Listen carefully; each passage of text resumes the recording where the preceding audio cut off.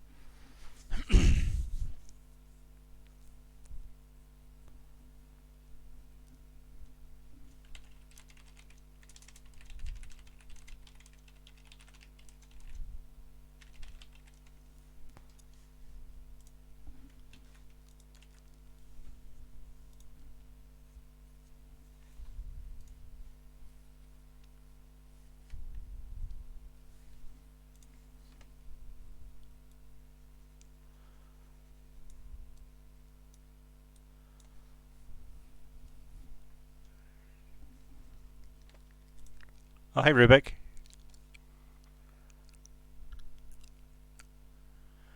I think if I tick this, it disappears. Is that how it works?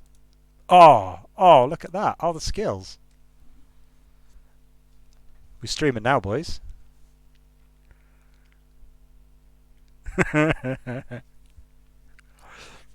So I'm live streaming Rome 2 Total War for the benefit of one of our Discord moderators, Trow, who is asleep because he lives in Byzantium.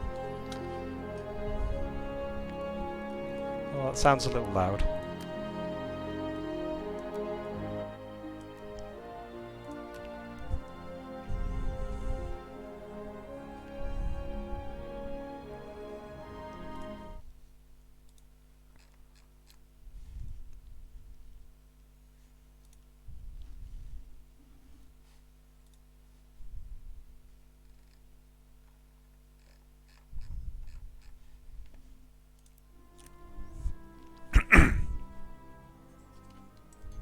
Okay, so this is Rome 2.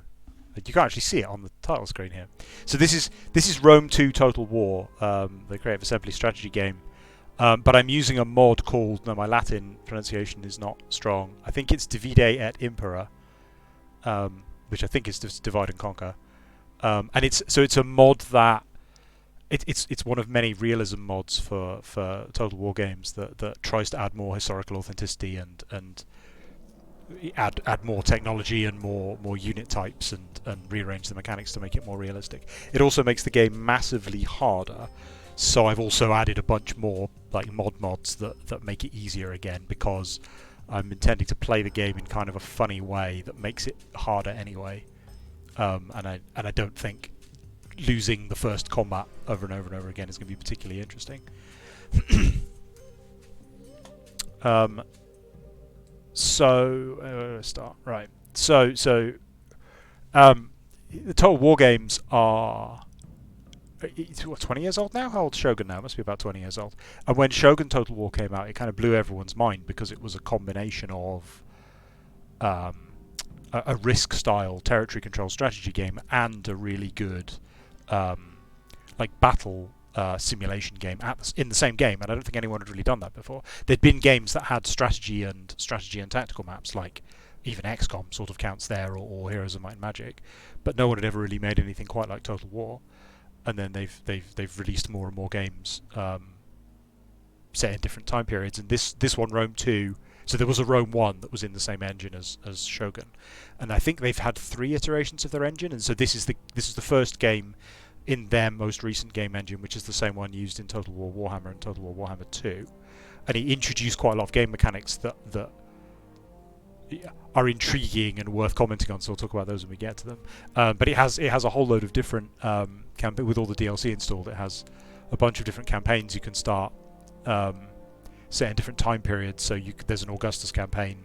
I think that's I think it's the what are they called?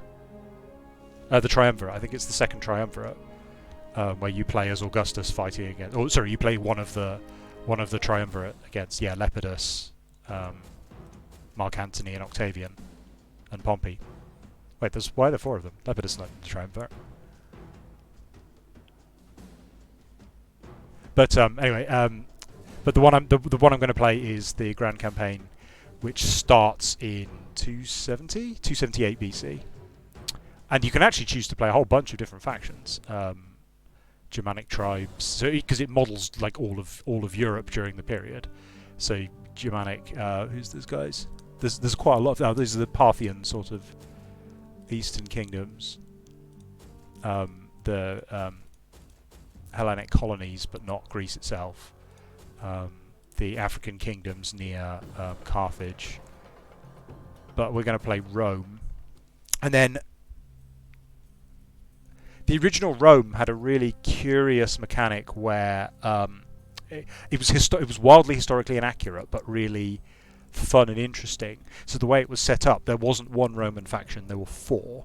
There was the Roman Senate that controlled Rome, and then there were 3 Roman families. I think they were the Julii, the Brutii, and one other one that I can't remember the name of. And the idea was that they represented the periods of history where the Romans went out to conquer Carthage, the Romans went out to conquer Greece, and the Romans went out to conquer Gaul. And then, so those 3 factions got placed down on the map, and then depending on the faction you chose, if you played the Julii in the north, you would go to conquer the Gauls, and then you would try to conquer that part of the world, and then at that point you would then come back and try to have a civil war with the other Romans, and it made for a really interesting strategic situation. And of course, because it was sort of trying to model the 3 significant periods of Roman expansion, and also the War of the Triumvirate, all sort of in the same faction system. But it didn't. The problem with it, of course, is it just didn't. History didn't happen that way. Rome didn't expand in all to all of Europe all at the same time. And so in Rome too, it's much more conventional. You start in control of Rome, and you expand. You expand at your discretion. But I'll show you. I'm intending to try to expand historically, so I'll show you what I mean by that. Hello, Suti. So you and then each of the nations, what's it called them? It calls them cultures. So if I choose, say, the Britannic tribes, then I can choose to be the Iceni or the Caledones or the Hiblani, which are, I think, England, Scotland and Ireland, roughly. And so they start in control of different parts of territory. So they're effectively different nations that share the same unit roster. So they have the same faction type, and they have a small. You can see here they have different bonuses. So the Caledonians get an increased infantry speed, while the Iceni get a bonus to charging, but they're otherwise the same faction. They just happen to control different territory.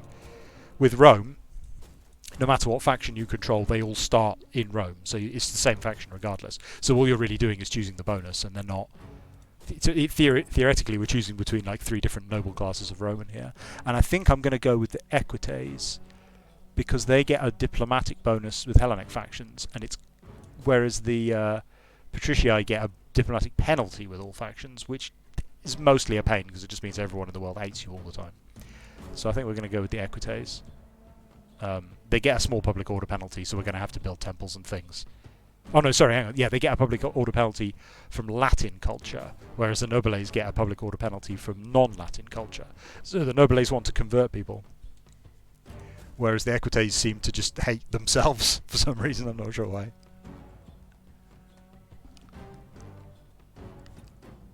Is Susie complaining about my pronunciation there?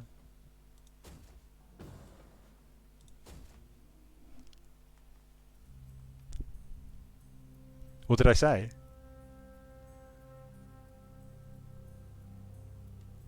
Did I say Britannic? What was I supposed to have said? Anyway, I'll start this loading. So we'll go Equites, and then we'll have a very long load screen. Oh, what did I say before? Britannic or something? I don't know. This is a slow loading game, and with the mod it's even slower. What did I install? I've installed a mod that makes 1 year go past each turn. I think by default it's four turns per year, and that means that sort of all of Roman history happens in about 20 years, which I find a bit odd.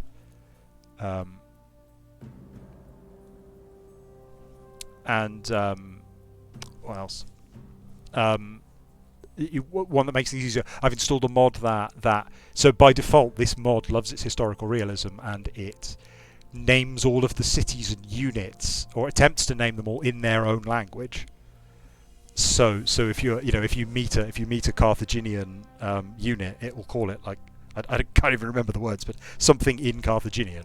So you just go, what's that? Oh, it's a spearman, right? Okay. So I've got a mod that changes them all back to English names.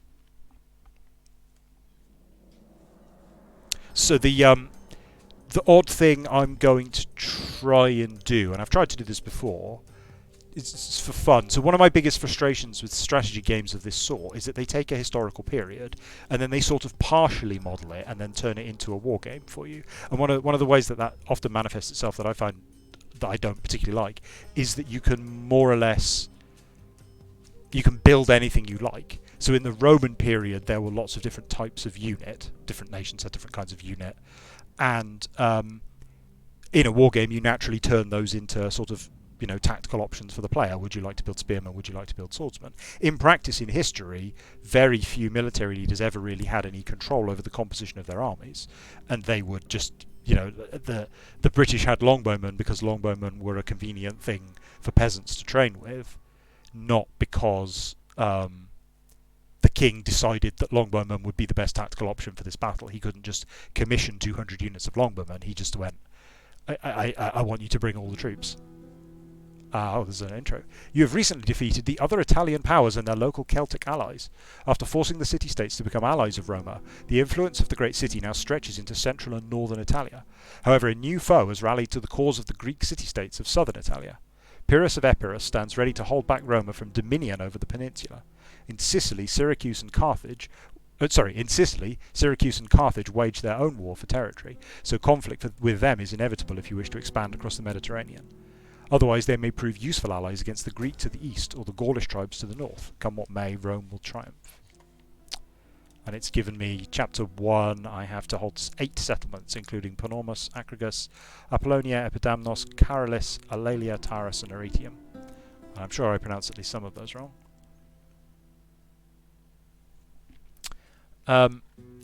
So the odd way I'm going to play, and I wrote my own mod to do this, and then someone else wrote one that was better, so I'm using that instead, is I'm going to try and do things in a roughly historical order. We probably won't get very far through that, because it's quite a time-consuming game, although hopefully less time-consuming than Stellaris. But, so where the game is set up so that if I want to, I can just expand into Gaul straight away and attack the French. Hello, Abby, what do you need? Is it trying to get out? I'm streaming, Abby. I can't deal with the cat at the moment. My daughter says hello. Oh, can you put him downstairs then? Sorry, I've got to go deal with this. I'll be back in 2 minutes.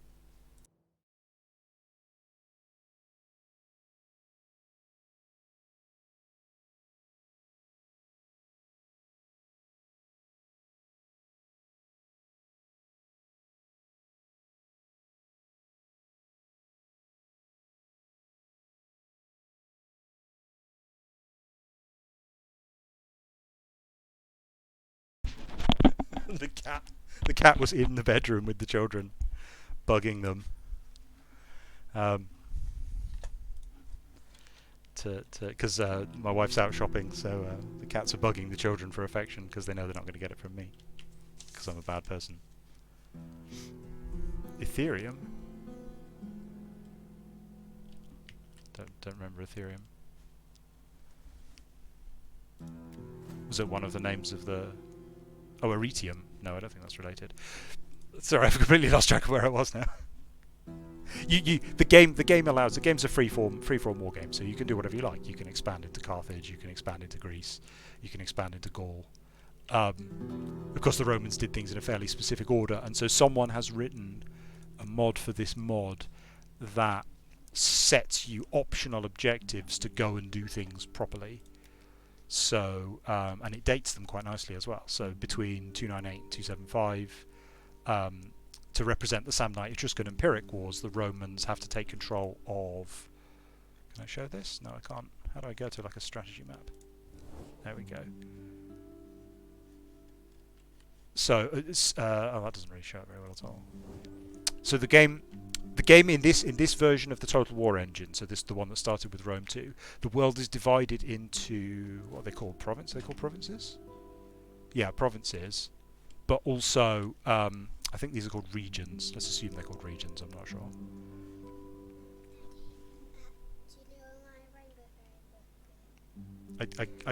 It's not really time for your Rainbow Fairy book, Abby. It's time to sleep. No, I just want to know where it is. I'm afraid I don't know where it is. But I think probably you should go to sleep. Do you remember how I asked you to go to sleep and not come in here? Sorry. Do you think you could go to sleep without your Rainbow Fairy book?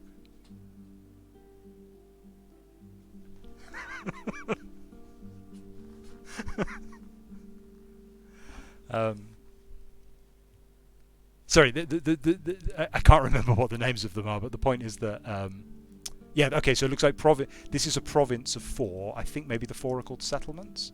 So if you look at the display down here, you manage up to 4 settlements through a single interface.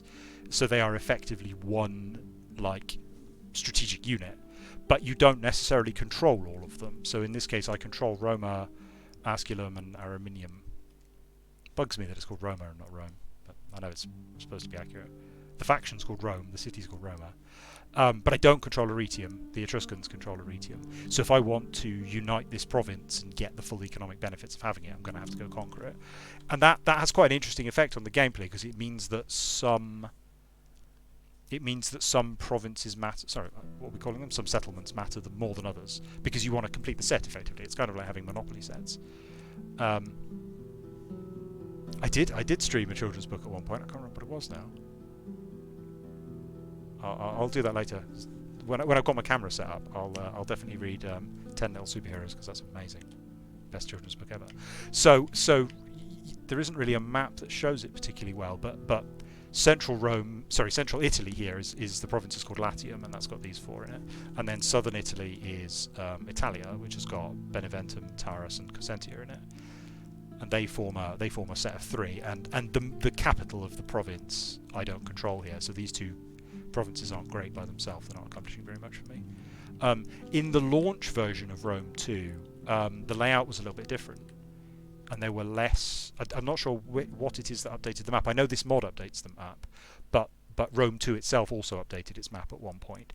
And so on launch, Sicily was part of the southern Italian province, and it was called Magna Graecia, and that meant that if you wanted to finish your province off to get the set bonus, you had to go to war in Sicily, and if you were going to go to war in Sicily, you had to go to war with Carthage. So that was a really sort of like the province system encourages conflict in a really intriguing way, because you want to go to war with whoever has the last piece of your set, because the mechanics encourage you to do so.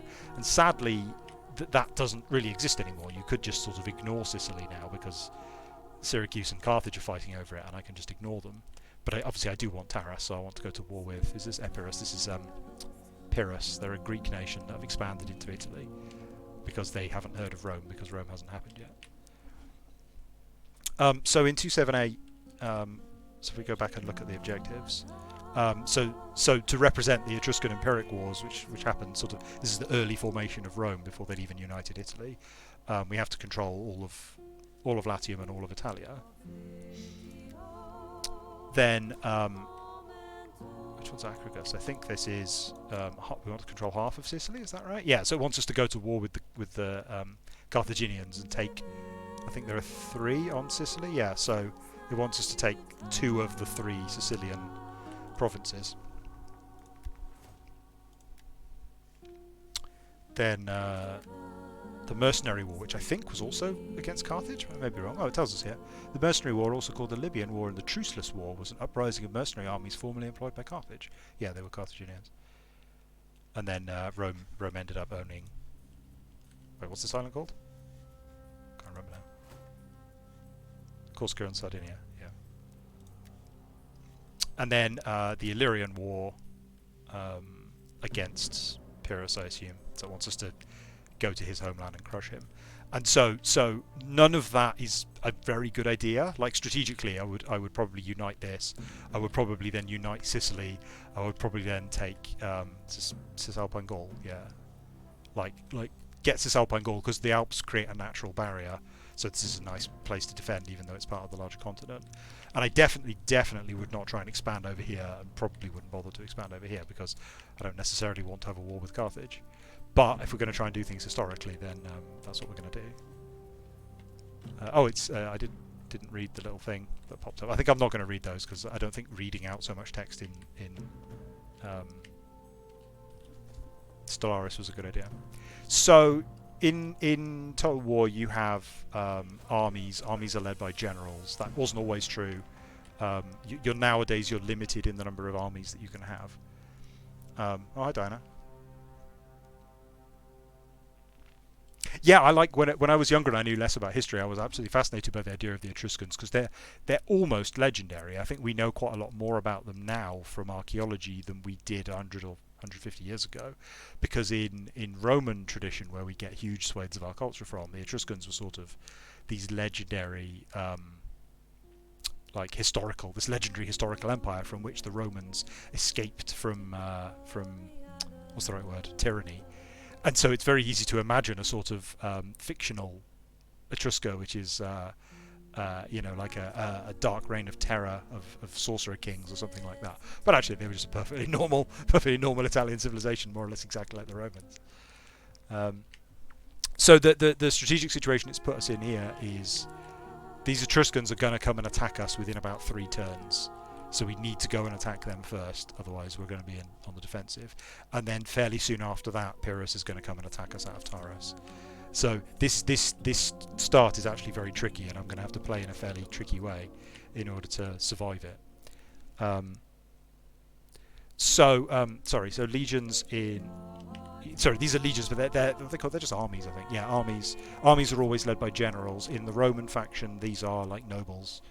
I can go look at them somewhere, I think. Yeah, here we go. So here's all the nobles that we know about. And if we want to hire more generals, we have to hire more nobles. And that has an impact. There's a whole political system which I honestly haven't paid too much attention to. I think it's like the more powerful my faction gets, the more unstable Rome becomes. I get penalties for having my faction be powerful. To try and represent the idea of Roman politics. So at the moment I have 2 armies. There is a limit to the number of armies I can have. Yeah, so I can have up to 4. The self-imposed rule I'm going to be playing with to try to sort of vaguely approximate Roman history, but not really because you can't, is I have the starting 2 legions, which I'm going to rename. How do I do that? Not there. There? Yeah, there. I have my starting 2 legions, and then I'm going to have 1 more legion for each province that I fully control, and then I'll name that legion after that province. And the significance of that is that legions are only allowed to recruit their own type of troops. Yeah. So sorry, the most important mod I have installed is that I've installed a mod that replaces the Rome 2 music with the Rome 1 music. So this is the Rome 1 music. I really like the Rome 1 music, and I don't like the Rome 2 music at all, so I've modded it. But it's really cool. It's great music. Historically, the Romans, for most of the early Republic period, which is where we're currently playing, they had 2 legions specifically. They would just raise 2 legions. But because fighting in the ancient and medieval world basically was a summertime activity. So you would raise an army and then go and fight with them, and then for the winter you'd go home again. this game doesn't model that, and I think something like Crusader Kings is more or less the only game that does model that. So you have standing, like all strategy games, you build armies and they have standing armies. So we're just going to ignore the historical aspect of that. And likewise, there's absolutely no way to have 2 legions. It just doesn't. The game doesn't work that way. I need lots of them. So I'm sort of approximating history. Yeah, the new music's a lot more ambient. I guess I could turn the mod off at some point, but the Rome 2 music I'm not so keen on. Also, these unit cards are different. The default Rome 2 unmodded uses very stylized images here, rather than these. These are just screenshots of what the model looks like. But so they don't exist for all the modded units. What am I saying? Right. So yeah. So historically, the Roman legions were half Roman. So before Marius's military reforms, the Roman legions were after the early Samnite Wars, where the Romans were just Rome fighting. Their whole policy, and part of the reason they were so successful, was that they would integrate everyone they conquered into their empire, and so their armies from that point on almost always consisted of 50% Romans, like actually Romans, and then 50% allies. And the allies were essentially technologically and tactically identical, but they just didn't happen to be Roman by birth. Then there was a big political event. I can't remember. Is it the Social War? I think it's the Social War. And the outcome of that, I think it happens in chapter 2. And the outcome of that is that they kept the exact same policy, but they redefined Roman to mean anyone from Italy, because at the moment, although we think of Romans as Italian, in this period of history, in sort of, is it 3rd century BC? It's very much not the case that Romans and Italians are the same thing, and Romans speak dismissive of Italians because they're all non-Roman. So my point being, like, each of my armies is going to consist of Roman units from Rome, and then the other 50% are going to be from the location that they've conquered. And that's how I'm going to set up my legions to be. That'd be sort of semi-historic, although that isn't actually how they did things. So I am moving my armies north in order to launch a preemptive assault on the Etruscans, and I've got a spy here who can go check on what they're doing. So I need to. So they've got only a small army there, but this thing also has a garrison. How do I see the garrison? Don't think I can. Oh yeah, there we go. So they've got 10 or so units there. So they have actually got. If I want to try and conquer that, that's more units than I have. So I'm going to have to recruit something else. So I'm also going to lay the armies out in quite a particular way. So I mentioned earlier one of my problems with strategy games is that they don't. You can build anything. So if I go look at the unit building panel here, I can build some Principes if I like. I can just build as many as I like. Now they've attempted in this mod to create a new system, a class system, effectively. So if I go look at Rome, where do I see this? Is it here? Plebes. Right. So I can see the number of patrici I have, the number of plebes and proletarii I have. So that's like upper class people, middle and working class people, sort of. And then I think Peregrini are foreigners, I think. And then, so the idea is that there's only a limited number of patricii, which means that if I wanted to recruit triarii, who are the most experienced Roman legions, they use up 200. They cost 200 patricii to build, so I can't just spam triarii. But if I look at Principes and Astati, they both just use plebes, so it doesn't. There's no like strategic reason to build one or the other. I can just build whichever one. If I think Principes are more cost effective, then I can just build as many Principes as I like and have an army of all Principes, which isn't how the Romans historically worked. They had a very specific breakdown of they would just recruit all the soldiers, and then they would split them into 5 classes based on, I think it's based on how wealthy and experienced they were. And so these guys, the triarii, the Principes and the Astati, are the 3 classes of effectively veteran, experienced and inexperienced soldier. And then the poorest 5th were called the Rurarii, and the richest 5th, I believe, are the Equites, but I don't think there was a 5th. I don't think it's 20%. I think it was like, they were the 5th category, but I think it was like 5% or something. And they were essentially people who could afford a horse, which is the equivalent of knights, like socially very similar to knights. And that was a specific social class in Roman society. So that's how I'm going to build the armies effectively. Is I have to have 1 unit of Equites, and I have to have 1 unit of Rorarii, and I have to have 1 each of Triarii, Principes, and Astarte, and I can't have any more. Now, because I have 2 armies and they're in the wrong place and I'm in a hurry, I'm going to cheat very slightly early on and recruit extra units in this army that I can then swap into the other army later. And because they're Romans, I'm going to recruit them from Rome as well, obviously. So meanwhile, these guys need to recruit something down here. So, right, yeah, so these guys are not Romans. So I don't know why they're named this way. I feel it feels a little bit odd. But these guys are not Roman Principes and Hastati. They are Samnite Principes and Hastati, which are essentially identical, but not Roman. So they would be the other half of the legion in this case. So I don't currently have the ability to recruit any more of those. So this army is going to recruit another Triarii Principes and Hastati. Oh, hang on. Right, let's do it that way. And that way I've got 2 armies worth of units that I can swap into the other army later. Oh, these guys can recruit Rorarii, so they're going to grab a couple of those. I don't know what that icon means. I assume it's like a levy, but that doesn't seem to mean anything. I don't... There's an icon in the same place for mercenaries, and that's really important, but I don't know what the don't know what that flag means.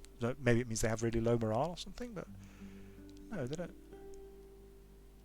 Not unusually low morale, I don't think. Right, I'm also going to grab a couple of javelins and a couple of slingers. Oh, okay, I can't. The number of units you can recruit in a province. So if I had more than 1 army, they'd be sharing the same pool. So only 4 units total can be recruited in a province. Well, that one's 4. This one is apparently 6. Anything else? We can grab one more thing. What else can they get? Let's have some. So there's no Samnite Rorarii. So I'm going to recruit Italian levies as the equivalent of Samnite Rorarii for the allied legions. And then I'm specifically not going to recruit any Sicilians because I don't control Sicily. That'll be what the Sicilian Legion can recruit when they're ready to go. So the second thing I can spend my money on having recruited units is upgrading my settlements, which is a fairly crucial part of this sort of strategy game, but you invest enormous amounts of money up front to recoup it in the long run. So I'm specifically not going to do anything with Italia, because I'm almost certainly going to lose one or both of these provinces to Pyrrhus. So any money I invest there will probably be lost. So instead I'm going to focus on upgrading Rome and its other settlements. So I'm just going to go through here and click on these to just upgrade them. There's an enormous number of bonuses. This is mostly the mod adding in hundreds of different things. That's way too many. There's an interesting design point there. Like, this mod is obviously very heavily focused on simulation, so they've added in loads of different bonuses and mechanics and complications and things. You can see there that the garrison aren't Roman; they're Italian. I don't know whether that's. I think that may be because the units are weaker rather than because historically Rome wasn't guarded by Romans, but I'm not sure what that means. And Rome also has the ability to recruit Hastati, Principes and Triarii as well without having to build a barracks, which is quite significant. Right, so we can upgrade that. We've got a public forum, which is just a sort of generic money-making building, and we can upgrade that to a variety of different things. I think I'm going to build a supply pit because that allows my units to range further without needing supplies. This settlement has room for 6 buildings in it.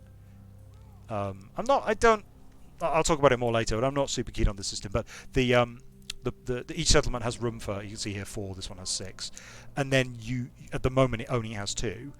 I can expand it by spending population points. Where is the current population listed? Is it that? No, it's not that number. So that is. This is the mod again, I think. So this is the literal population. There are exactly 52,526 people living in this province, and that I think is a number that the mod has added. I could be mistaken on that. But the original Rome 2 game has a separate number, which is essentially the number of spare population points you have, of which it would cost me 3 to build a new building slot. I cannot see where on this interface the amount of population I have is. Is it listed on this massive tooltip? And I didn't see it.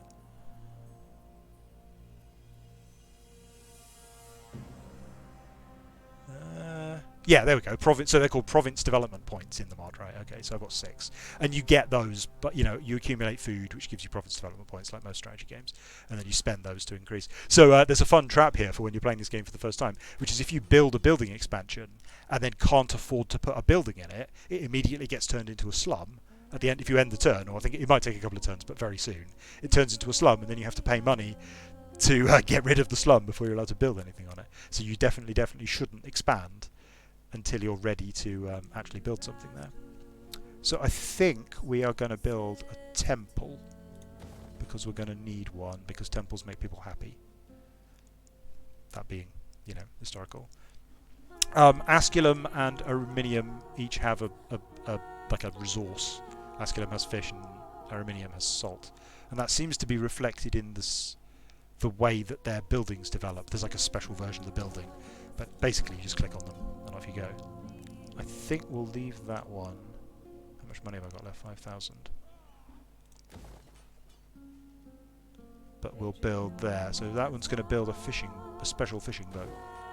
And that one's going to build a special salt mine. There we go. And now we've got little enough money that I don't think we can do anything else. Yeah, we can't afford that. Oh, yeah, one final thing. I have to. So this guy is like a special character who gives economic bonuses. Essentially, he's a governor, and to make him work, I just have to deploy him. So there we go. Otherwise, I wouldn't be getting those bonuses. Oh right, yeah. And so if I click a turn, it'll tell me you are not researching any technology. So we'll go into the tech tree.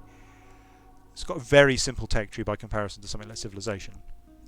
I really, the Total War tech trees are really interesting. Because there's often quite a lot of historical detail buried in them. I learned an enormous amount about, in the Empire Total War, which is the British Empire colonial period ones, 17th century, 18th century? 18th century, I think. I learned an enormous amount about like the development, you know, the technological developments of the time, because all the tech trees focus on like the development of public education and the development of standardized parts and the various different kinds of bayonet, and when they were developed, like, because initially the early bayonets were like just a knife on a stick, and you put the stick into the gun and you jam it in there and you can't get it back out again, and those were the first bayonets. And then they invented a kind that you could jam in and that you could get back out again, and then they eventually invented a kind that sort of strapped onto the end without blocking the gun, which meant that you could start with it on the gun without having to wreck the gun to use it. And I learned that, like, the tech trees have a lot of this. I'm not going to read out all this text, but there's quite a lot of historical detail going on here, which is really cool. Right, what are we gonna? So we're going to research barracks construction, and the reason for that is that that's required to build an auxiliary camp, and an auxiliary camp is required to build all the non-Roman units. So we definitely want that. Although I'm not going to be able to use it for a few turns. So there we go. Now I think we can end the turn. Yep.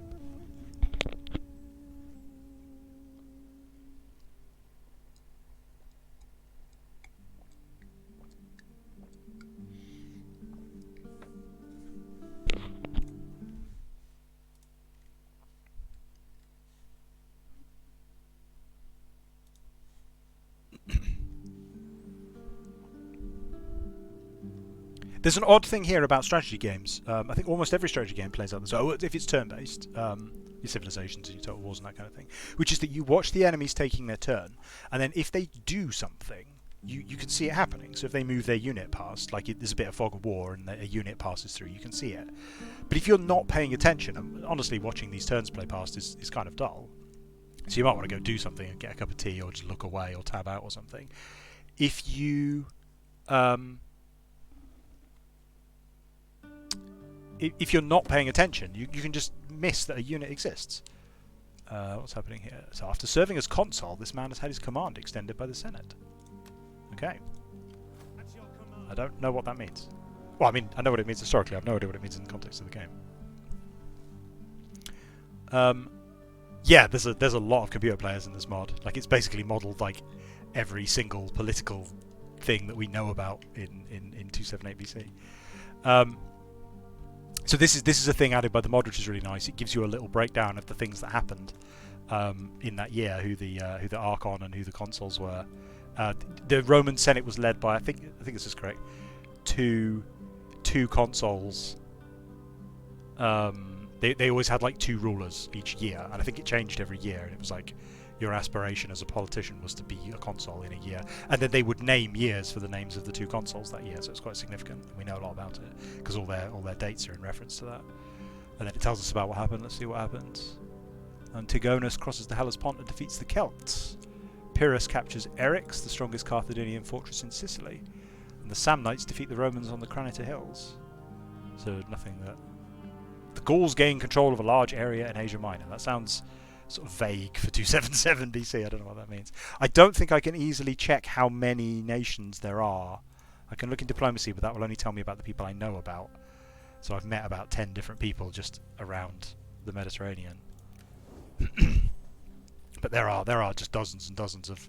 A lot of them will get wiped out fairly quickly, but like if there's historical evidence that there are like 5 different tribes in an area, then they've modelled all 5 tribes, you know. They haven't made any effort to... Oh, yeah, right, yeah. Hang on, yeah. Well, at the end of this time we can have a look. Right, my spy can't really do anything useful here. She could try and sabotage, but her chance is 5%, so it won't even let me try. So we need to continue to move the armies north so that we can attack.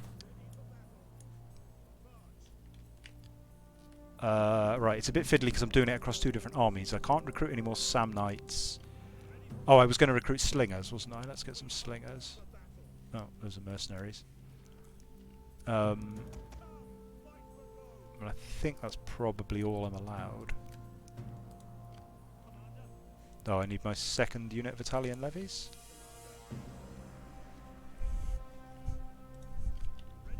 So they're going to go wait on the border.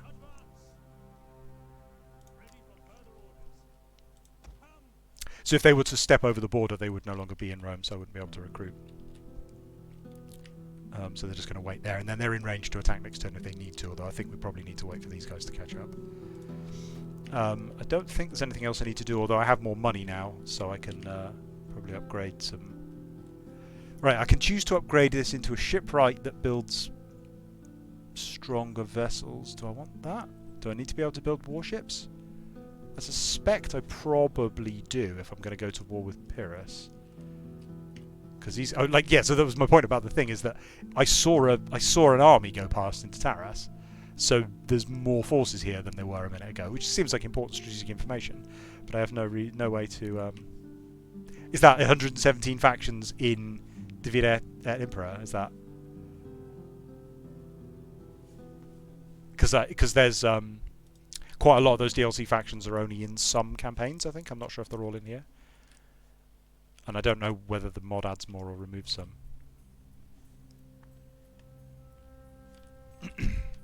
Anyway, yeah, so I probably do want some... Probably do want warships, so I'll build a ship right here, and that is all of my money.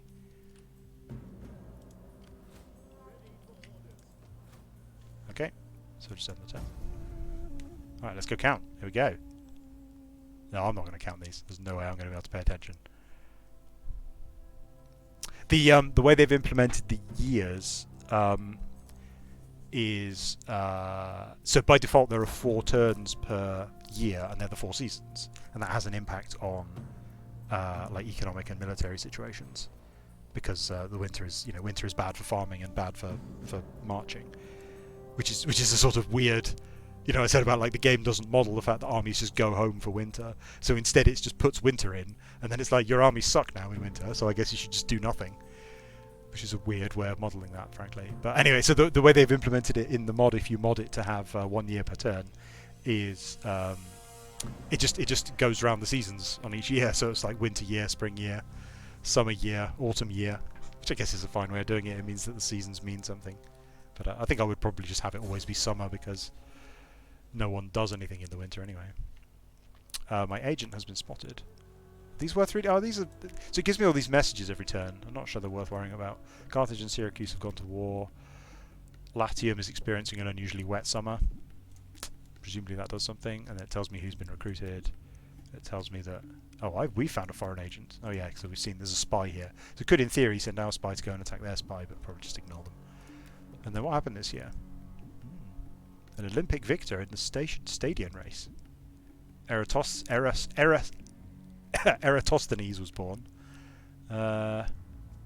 Ptolemy II's first wife is accused of plotting his murder and exiled by the king. That sounds like bad news. The Syrian wars start between Egypt's Ptolemy II and the Seleucid Empire Antiochus I. Pyrrhus negotiates with the Carthaginians to end the fighting between them in Sicily. And the Romans attack the Samnites and the Lucanians. So in this version of the setup of the game, the Romans have effectively already won the Samnite wars because we're in the only people left is like one city of Etruscans. So we're going to run these guys forward. Oh, and then we can actually swap some units around. Have some nicer looking armies. So let's say Roma.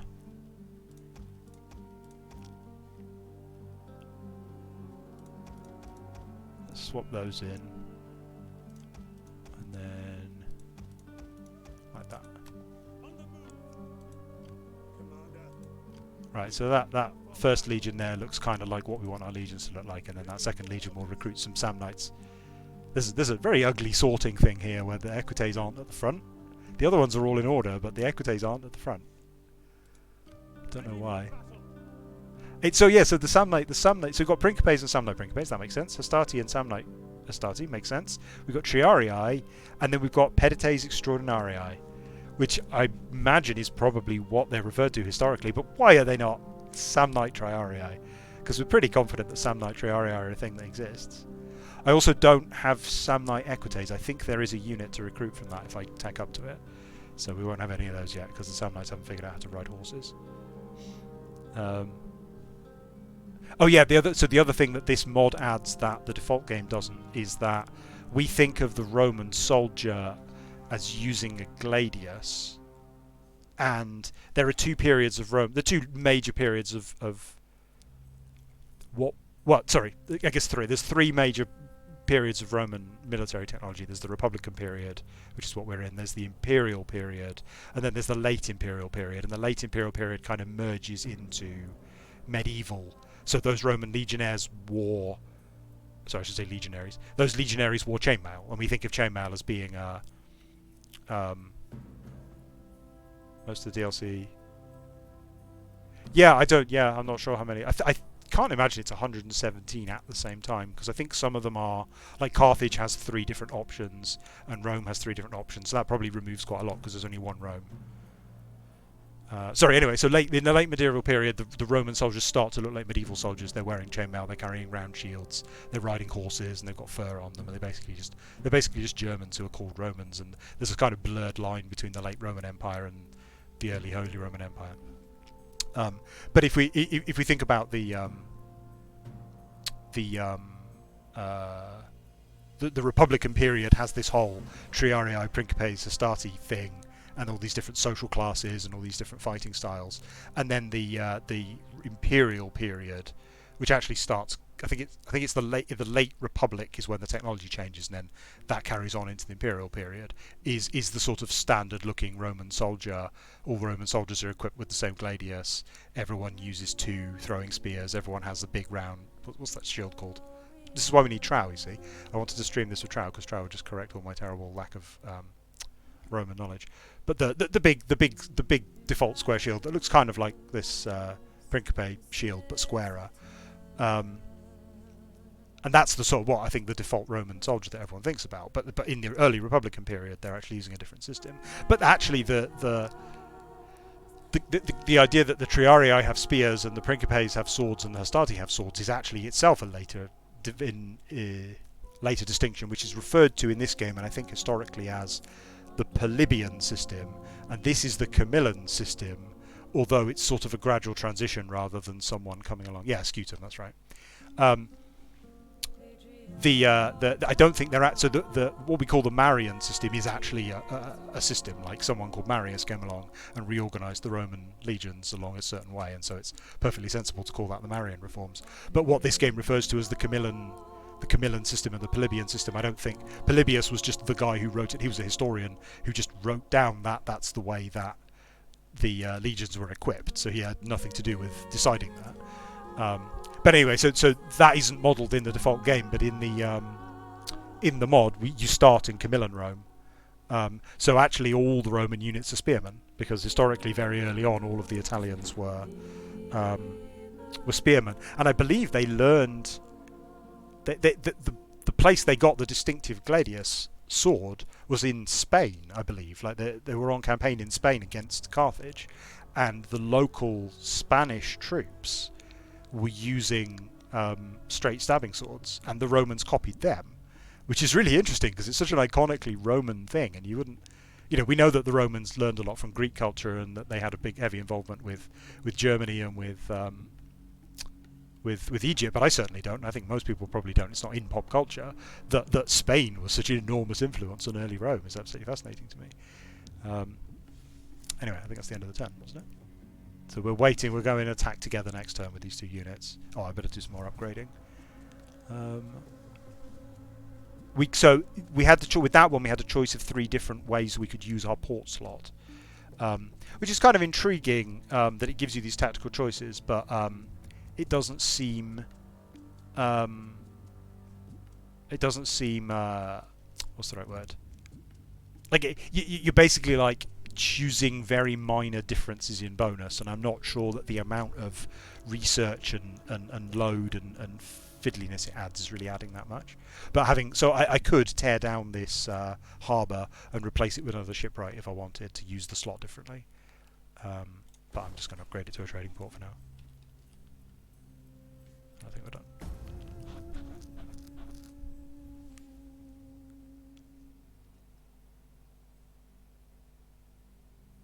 Ah, great. Sepulture's also a historian. That's good. We don't need trial after all.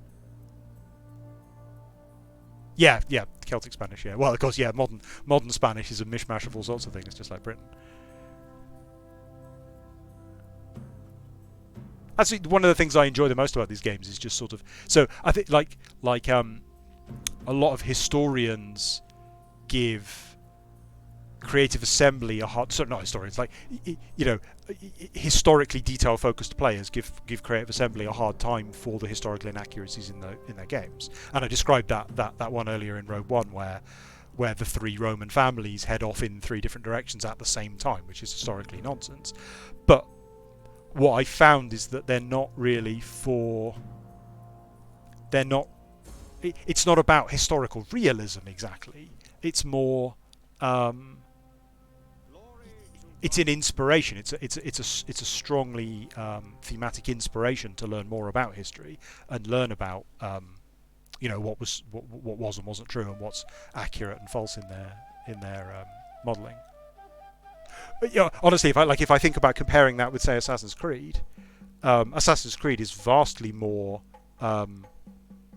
there's huge attention to historical realism in their games. I would say, like they really try hard to sort of model the feel of the period, but they're not honestly that exciting in that regard. Like I decided to skip. So I never finished Brotherhood. I never finished Assassin's Creed Brotherhood, and then I lost my save when my hard drive crashed.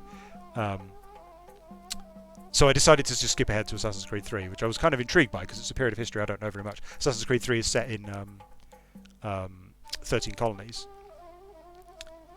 No. So I played Brotherhood, but I played most of it, and then I lost my save. So I never finished it. And so I decided to skip Revelations and go on to 3, because even though I'd heard it was weak, I'm really intrigued by the period, the early continental American period is interesting to me because it's a period of history I don't know very much about. So I wanted to, from that point of view. And then I started that game up, and they were like, "We went to Byzantium."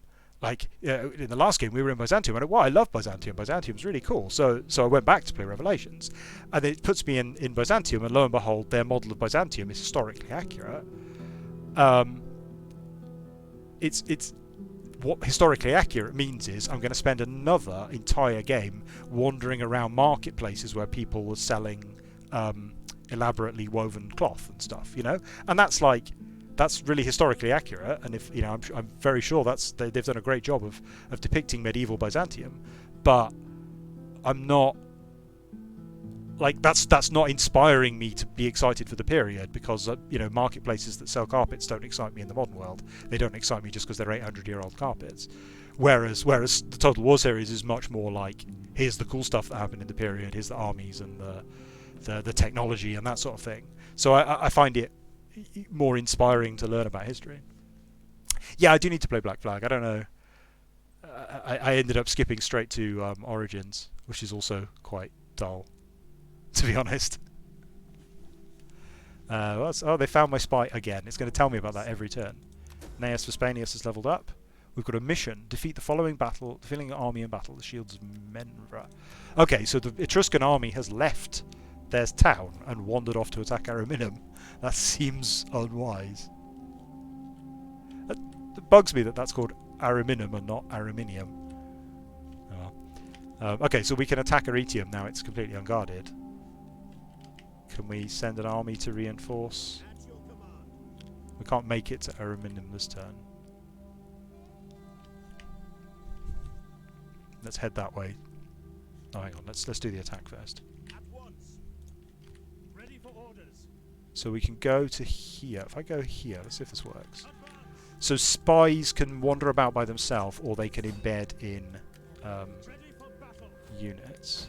Oh, that stops us from attacking. Oh, that's really annoying. Oh, alright, let's send the other one in. See if that works. Okay, so because they're quite close together, they are reinforcing each other. Is it worth fighting this battle? It probably is. So you can auto-resolve battles, and because this is such a crushing victory, there's probably not a huge deal point fighting it. But because it's the very first ever battle, we probably ought to fight it. So they've got their poor garrison.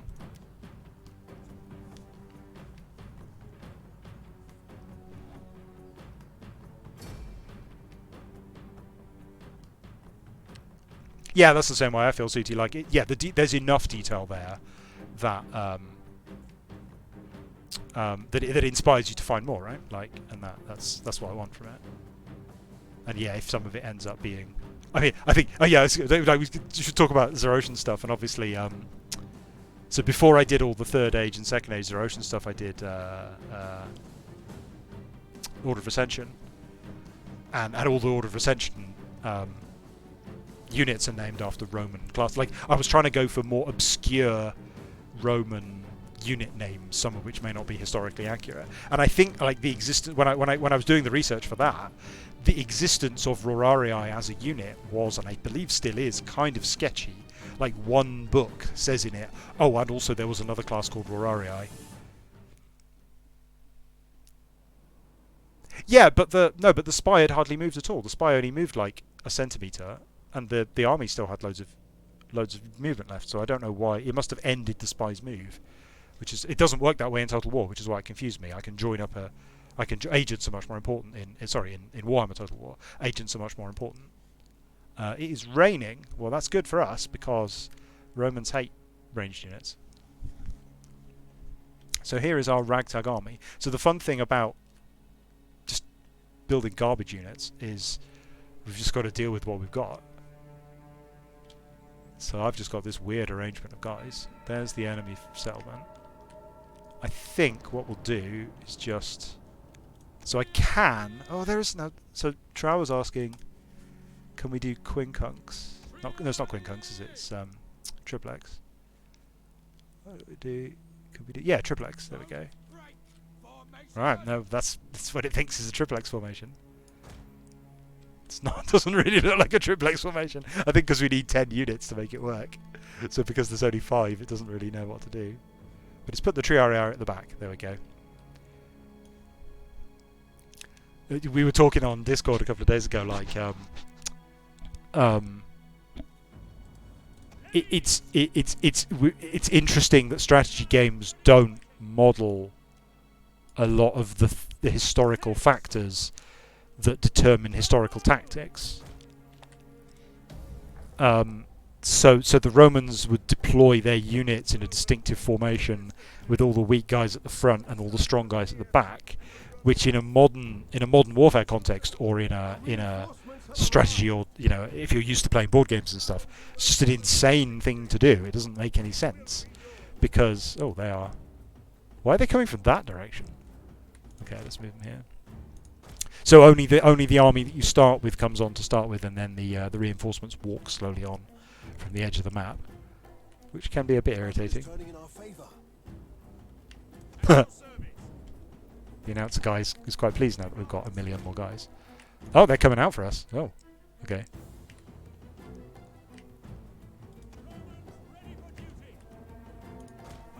Are they skirmishing? Okay. So this engine, this battle system, was developed for to communicate a very specific concept in Shogun Total War, and in Shogun, yeah, I'm deploying my forces incredibly badly. Let's just hope everyone else just shows up on time before the battle's over. They could probably just move in and capture the town centre actually and win by default. And so they weren't striving for absolute historical realism in Shogun Total War. What they were trying to do, I think probably fairly successfully, was model. They wanted to get scissors paper stone really right. So they strongly emphasised the different roles of cavalry, infantry, and archers. Sorry, cavalry, spearmen, and archers to form a scissors paper stone relationship.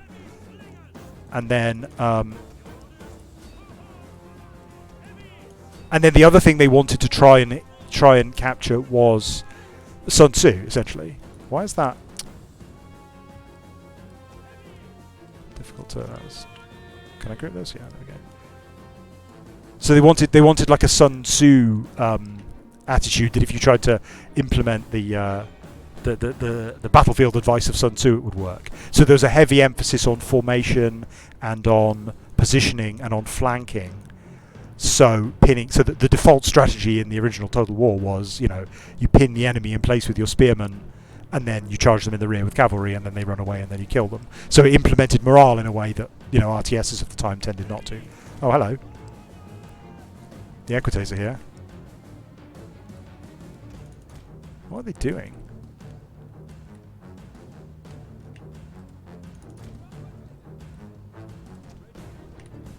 And it did that really well, and it achieved that really well.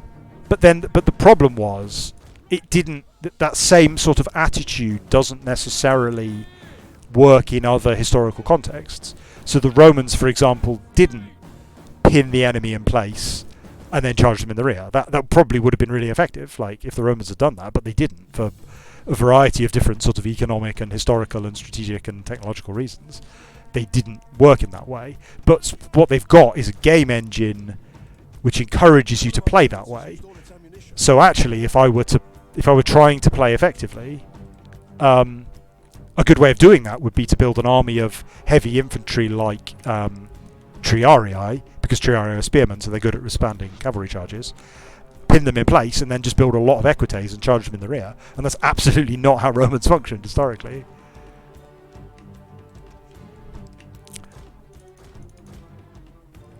And I don't think they have so I spent a lot of time trying to sort of understand. When I was writing the Third Age Army document, I spent a bunch of time trying to understand some of the historical. Murdering my guys. Wow, they're badly murdering my guys. Why don't you guys go there? My javelins run out of oh yeah, they've run out of ammunition. Maybe don't attack in melee. That's a terrible plan. I spent a lot of time trying to understand the relationship between ancient and medieval units. Like why do swordsmen beat spearmen? Is a really interesting historical question, because Greek phalanxes, spear and pike phalanxes were devastatingly effective on the historical battlefield, but the Romans, past the very early period, didn't use units of that sort. So why was it successful for the Greeks? But why were the Romans able to defeat them, and why did the Romans never adapt that technology, or why did they move away from it even? I feel like we're taking more casualties here than we need to because I'm not paying attention.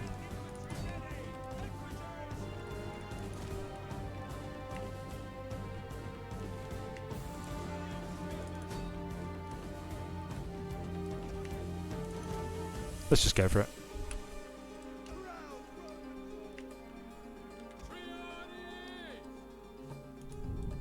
They've started pronouncing it correctly now. So in the original Rome, they would yell "Triarii," and that was very cool and very, you know, obviously in a thick London accent, like all Romans have thick London accents. But I think historically correct would be "Triarii," which sounds rubbish and not cool at all. So I'm going to keep saying it wrong, because if you can't say cool things in a cool way, what's the point?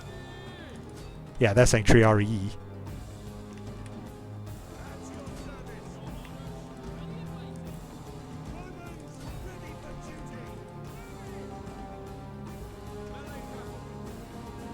What's that? Oh, there's some actual swordsmen there. There's a way to queue up commands. Is that not?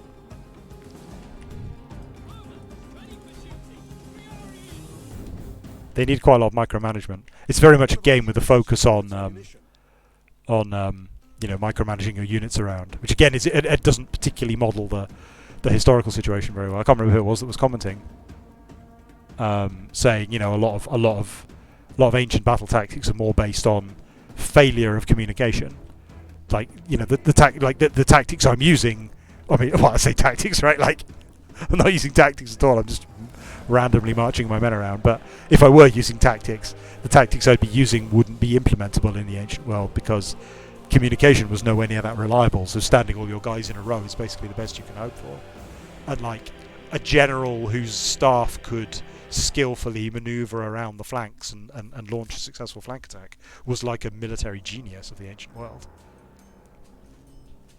And so it's funny actually. Like I don't know. Maybe I'm tilting at windmills, but I feel like there is almost an armchair problem with these sorts of simulations, which are like, you know, you play enough of these games and you're like, I'm a genius. I'm an amazing tactical genius. I could have easily beaten, you know, Pyrrhus or whatever. Or I could have beaten Hannibal easily, because, you know, all you have to do is this and that and the other. And the reason that those strategies are working is just because the simulation is. There's a software engineering principle, I think it is. All simulations are leaky. Like, there's no such thing as an accurate simulation. The only question is, how is it inaccurate and where is it inaccurate? Oh, did I not read the 275?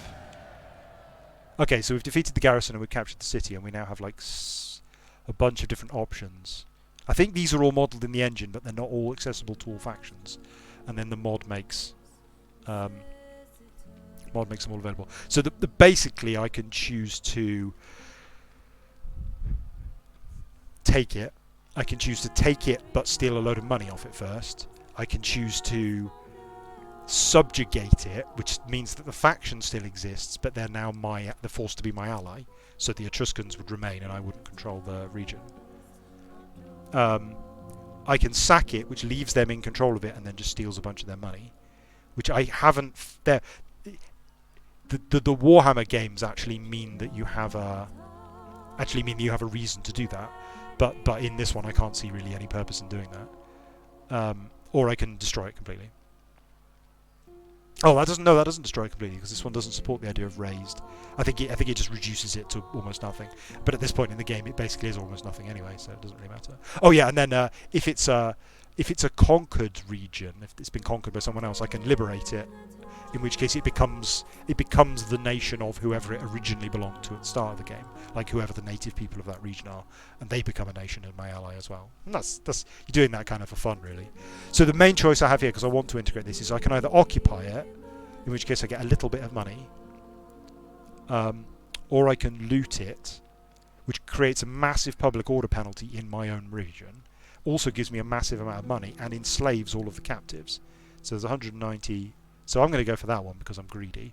So that will give me a lot of money and slaves, and it will damage all the buildings in the province. But it being, oh no, I shouldn't do that actually. Thinking about it, because I want to build a barracks here, I think. So no, I'm going to occupy. But I'll loot and enslave everyone else. It's fine. Okay, so my general leveled up from that, and now neither of these armies can move anymore. So I hope he doesn't go and fuck up Arminium.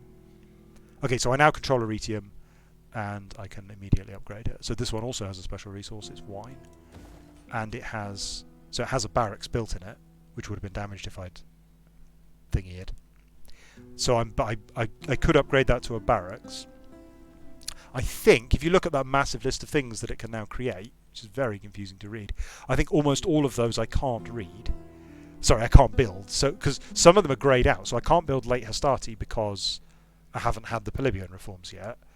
But I also can't build legionary cohorts because I haven't had the Marian reforms either. I don't really understand why some are greyed out and some aren't. I think it's probably just an engine limitation that the mod couldn't get around, because their attention to detail is very good. But I don't think upgrading to a Roman barracks would actually help me in any way. I don't think it would allow me to build anything that I can't already build. So I'm just going to wait and upgrade it to an auxiliary camp when that technology finishes, which should be next turn. And I think that's the end of the turn, unless I want to build anything.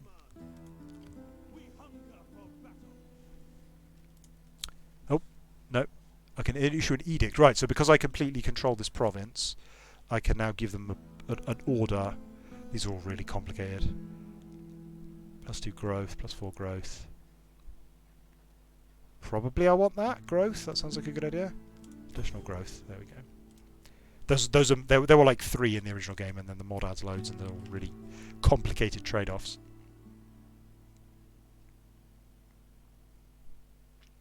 Oh, Caesar's family were is that the Julii were originally Etruscans.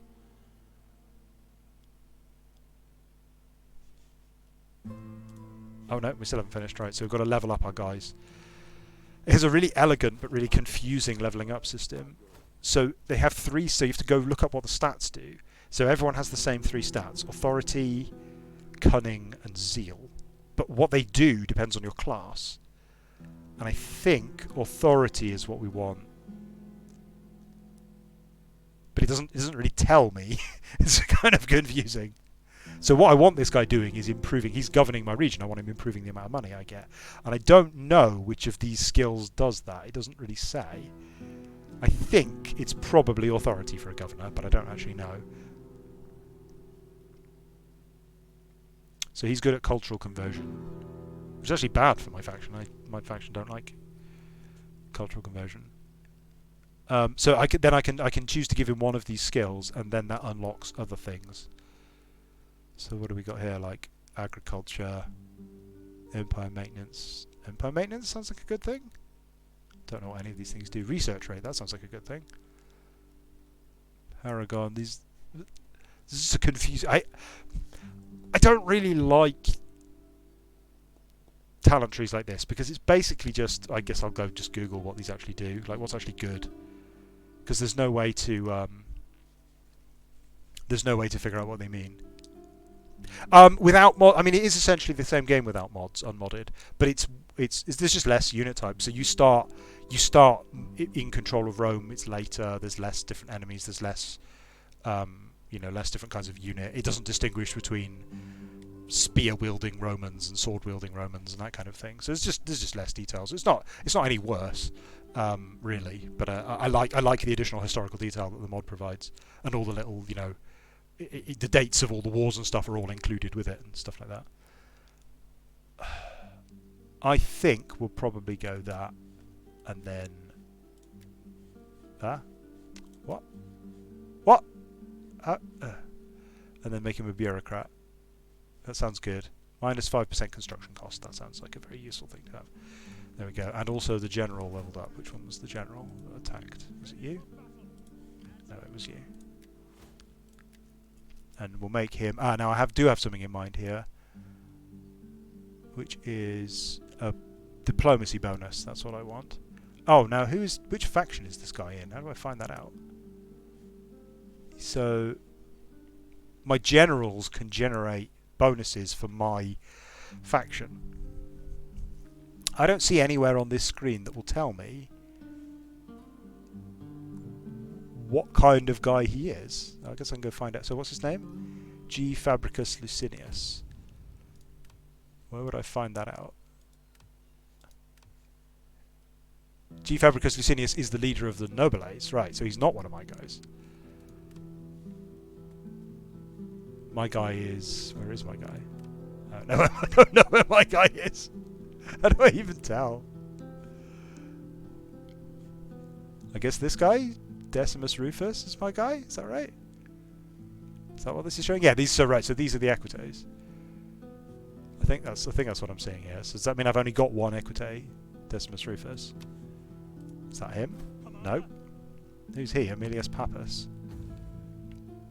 Right, he's a patricii. And is that Lucius Calpurnius there? No, that's Gnaeus Vespanius. I don't know. Okay, so I don't... Basically, because he's not a Equite, I probably don't want to give him the skills that make him better at politics, I think. I think that logic follows. Not 100% sure. But, yeah, so that would give him additional gravitas, and gravitas is what increases the power of the faction, I think. So let's not give him that. Let's instead give him... Oh, these all give a gravitas bonus. Okay, so there's no way to avoid that. All right. Well, he seems like an unwavering patriot to me. Or maybe no, let's give him that one. So that's going to just give us a small diplomacy bonus, which should hopefully mean people don't attack us as much. Right, there we go.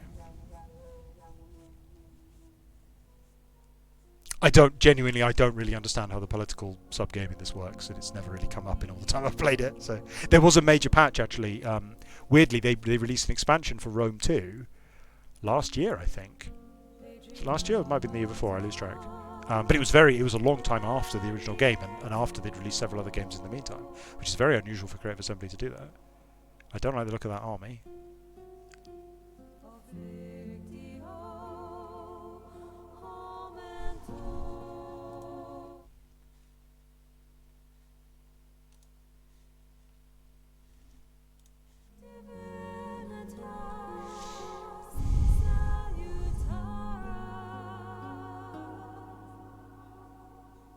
There are so many different factions. They'll gradually start to get wiped out, at which point the turns will take less time.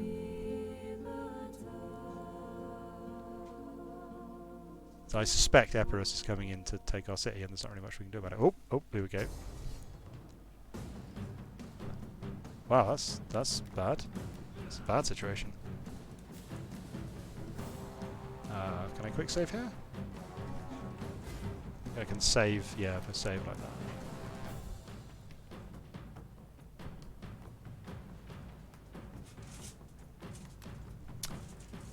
Yeah, but I think 2018 was after the release of Warhammer 2, which has kind of surprised everybody that Rome 2 was announced. Hello. Abby came in to complain to me that the Rainbow Fairy book, she couldn't find the Rainbow Fairy book. She wondered where it might be. She said she didn't want to read it, she just wanted to know where it was. She's asleep now, I hope.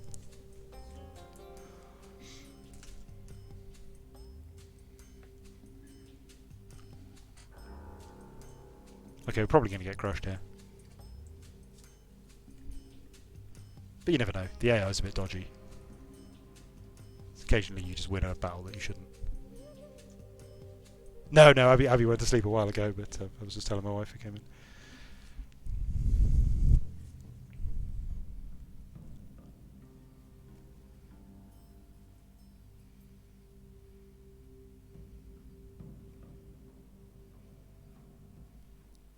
Even if we do lose, I guess we need to try and like inflict as many casualties as possible. So where are they coming from? Coming from over there. Fighting, the engine just doesn't handle fighting in cities very well, which is a shame because cities are what you're fighting over. But it's kind of irritating because the units tend to get caught up on buildings and it doesn't handle them very satisfyingly. I think probably what we want to do is try and like... Where's the town square? That's here. So if they capture this, they win. So probably what we want to do is try and hold them off along a street so they can't concentrate their forces on us. That's going to be quite sure. We've got a lot of citizens, they're just useless basically. They're just like peasants. And then we've got a handful of actual swordsmen here. So let's plonk them there and them there. There you can see like, look, it's not... What on earth is... The engine just doesn't cope. It's really odd. It used to be worse. It's got a lot better. Warhammer 2 is pretty robust now. Partly it, the nature of Warhammer 2 is that it has a load of fantasy units in it, and so these guys are the naval garrison who have, for some reason, despite being the naval garrison, have started on their ships just out in the harbour. It's fine, guys, I guess. Right, this could take a while, so I'll just speed it up and wait. They're probably going to come and kill my mob, but we'll find out. Yeah, so the nature of the Warhammer ones is that you know, there are dragons and giants and heroes on Pegasuses and things, and that means that the siege plays out very differently. It's not just Roman soldiers that aren't suited for that. What are these guys? Okay, noble cavalry have just decided to run in front of my slingers. That's good. Just going to stand there. That's what I like to see. These guys landed yet? No. I love this battle music. It's way more exciting than you'd expect. Someone's firing back. What is that?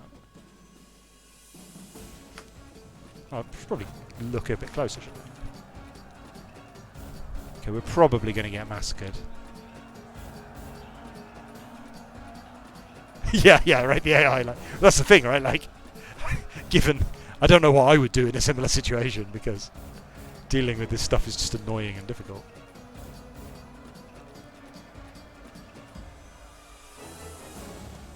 We're probably killing quite a lot of guys in the back, but genuinely I can't remember how it works in this engine. There have been Total War games where firing missile units into your own units is death, because they kill more of your units. Like, they model the arc of fire, and the arc of fire makes they go through your units, through their unarmoured, unshielded backs. Okay, well that's a good sign. That's, the noble cavalry are running away. It's cool, right? The music's fun.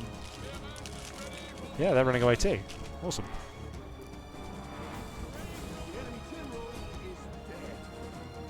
Their general is dead. Right, okay. Well, their trivial attack on our garrison isn't going so well. And those are my town guard. I mean, it's partly because the game's on easy, right? Like, this is the kind of thing that happens when the game is on easy.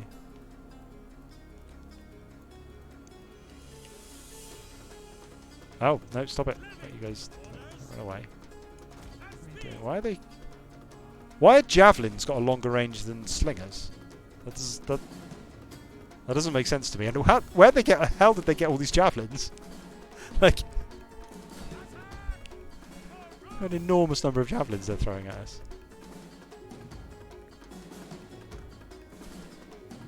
Maybe they should have started with this absolute javelin apocalypse, and then sent the cavalry in.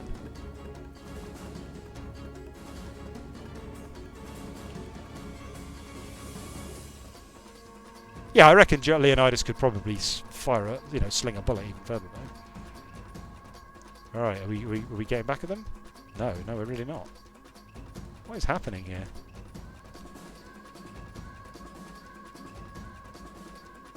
We haven't killed any. These units are completely unharmed.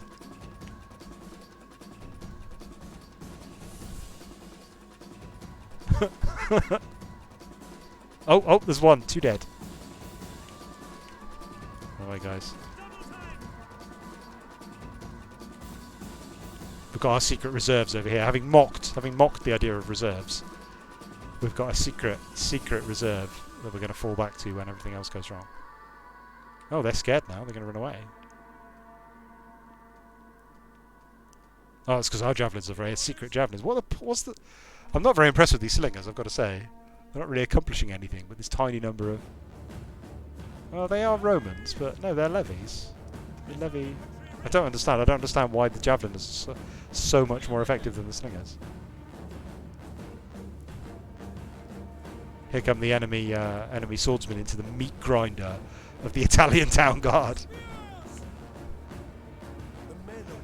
Oh, that's not good. Okay, hang on. Oh, they've got javelins too. Oh, fuck now. The enemy are fucked. It's just javelins. Javelins all the way. Come on, in you go. Well, they're running away through my units. That's not how a retreat works. Right, let's get these guys in. Come on. One of our units has used all its ammunition. Ah, they've activated our secret reserves. Like, it's another fresh unit of town guard. They'll never be able to withstand them.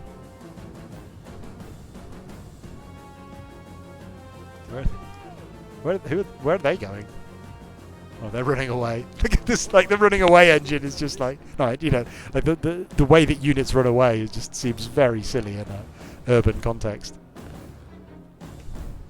Yeah, that's what I'm planning to do. They're going to try and come in over here. But I'm not sure how well it's going to work, because those... Oh, no, they've thought of that. Look. There's a phalanx. Oh, man. There's no way my peasant mob can take that phalanx. Unless I somehow... It's up to you, Town Guard.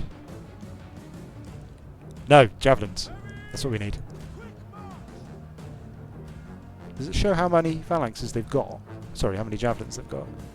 No, when that bar empties, they run out of ammunition. Sorry, when the blue bar empties. Oh, so yeah, it doesn't tell me how many that is. Oh, I can probably see over on the side. Ammunition, 24. So you start with 24. 24 javelins. Seems like quite a lot. Why are they melee? What? Oh, no, the javelins have... The javelineers have run out of ammo. Okay. Oh, and they started with 9. Okay, so the absolute cloud of them must have been... like them throwing them intermittently. What's that? Oh no, javelins! This seems to have kind of bogged down. Oh, they're out of, like... How did we defeat that previous army so effectively?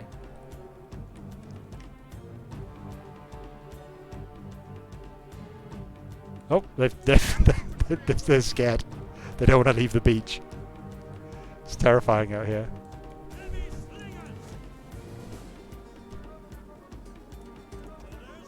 You guys. So if I tick that, skirmish mode means they'll try to retreat from melee, which isn't very useful for infantry, but can work. Okay, what we're going to do is... speaking of military strategies that couldn't possibly work, like trying to flank these hoplites with peasants. Let's get these guys in as well. Okay, I think we may be losing over here, but never mind.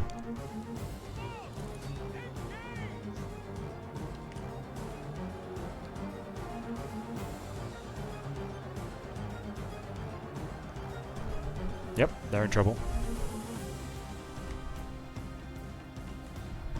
Oh yeah, so one of the things... Oh no, hang on, no, I don't think I did...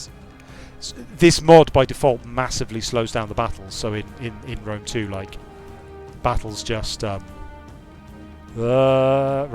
how are we going to get... We're not gonna get to them in time, are we? Uh-oh.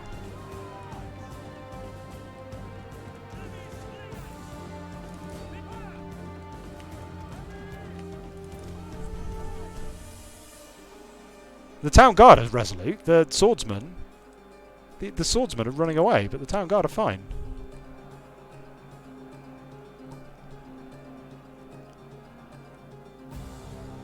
I'm not really sure what's going on now.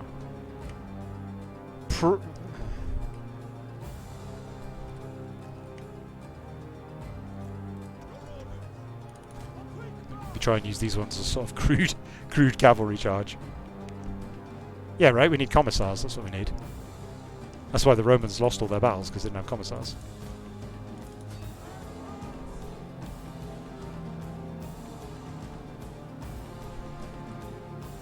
These guys are supposed to be attacking, but instead they're really, really scared. You attacking? Okay, we've got them now. Got them. Got them surrounded. This is definitely going to work. Our men flee the field of battle. Uh-oh. Uh-oh. We just lost our last actual unit. You can hotkey these groups, which encourages you to like group all your slingers together in the same unit, which is probably a bad idea. Oh, this is going to be a massacre. This isn't good at all. Oh dear.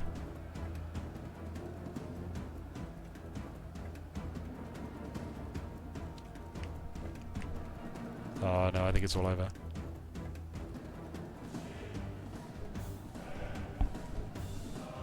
So yeah, I'm not sure it's obvious from what you can see, but I mean, there's a lot of dead bodies on the floor here, but far more units have run away than have been killed, and so that's a signature characteristic of Total War, is that it tries to model morale, and so that's why pinning and flanking is so effective, because you know, if you cavalry charge someone, your objective is not usually to kill them, but just break them, and then they run away, and then you run them down with your horses and kill them, which is historically extremely effective strategy. But and the engine does a really good job of modelling that. The problem is just, you know, a lot of ancient and medieval battles weren't decided that way, because it was far harder to execute than it is in this game. We haven't. I thought we were done for, but we don't seem to be yet. Maybe I can pull these. Oh no. Sometimes you can pull a unit out and charge back in again, and sometimes that doesn't work at all.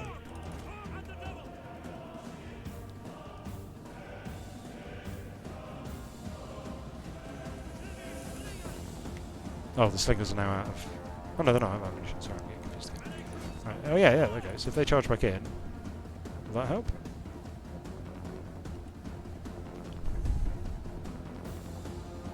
It's a little bit techno, this music, right? But like,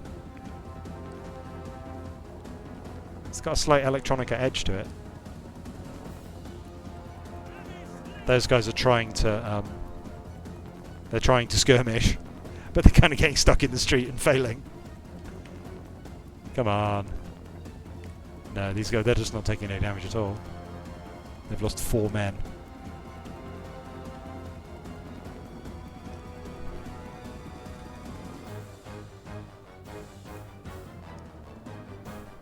There's been a heavy emphasis, so that I think the Total War game I've played the least of is probably Shogun 2. And Shogun 2 had a really, really thick aesthetic. Like, absolutely every interface is covered in blossoms and really thick music. And I actually found it a little bit off-putting, because it's like, it's a war game. Our men flee the field of battle. This is a shameful. And I kind of want to get pumped for, like, fighting. And there's been an emphasis in some of their more recent games about, you know, trying to sort of model it on the art of the period. So this game, in the default unit cards, kind of look a little bit like Grecian pottery. Not sure if I can find an example easily. Our men flee the field of battle. But if you look, like, you know, so they've sort of tried to make it look thematically appropriate to the period, but it's like appropriate to the artwork of the period, not, you know, a fight of the period. So it doesn't really get me in the mood for medieval or ancient warfare. Can we just give up? I think we can. Yeah, concede. Okay. Because it's going to take them ages to finish off those guys. Well, we managed to kill 600 guys, right? Which, considering they were just a bunch of random militia, I think is pretty good. Thick aesthetic. Yeah.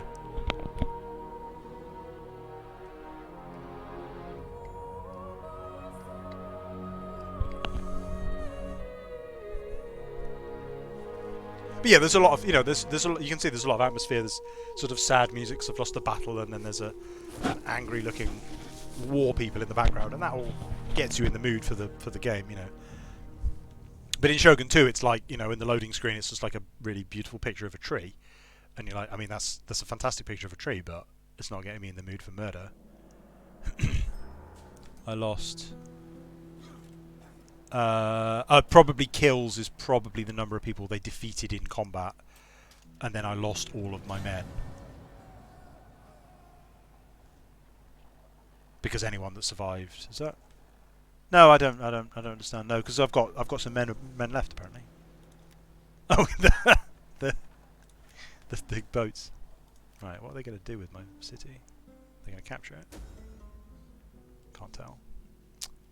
Oh, what? Faction destroyed? What? Mission aborted. What? What? I don't understand what happened there. Did they just suicide? Genuinely, I don't understand what happened there. Because I lost the battle, but then their army just died, and then I didn't get credit for killing it, so I didn't complete the quest to kill it, because I didn't kill it. That's really odd, I don't understand what that means. Oh well. Right, you are gonna make an auxiliary camp. And oh, alright. Okay, so it wants me to choose between two different kinds of salt building. It's, yeah, jokes about RuneScape forums aside. So I'm choosing here between 10 salt, which I believe is a tradable resource, and 375 wealth from commerce, which is just plus 375 money, or 20 salt and 225 wealth from commerce. So I think what I'm choosing there is more tradable goods or more raw money.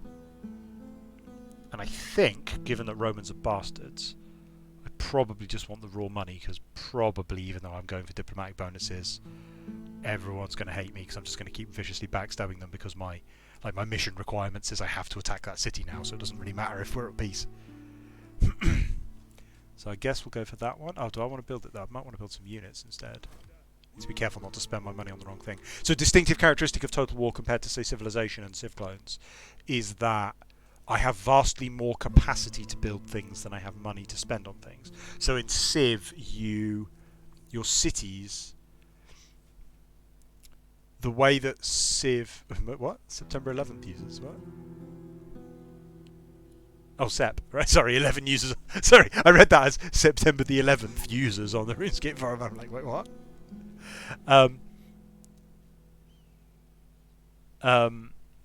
In Civ, it has a very distinctive UX, which works really, really well, where every unit moves once, and if you don't want it to move, you press space to skip it. And every city is always doing something; it's always building something, and it's either building a military unit or it's building an economic building.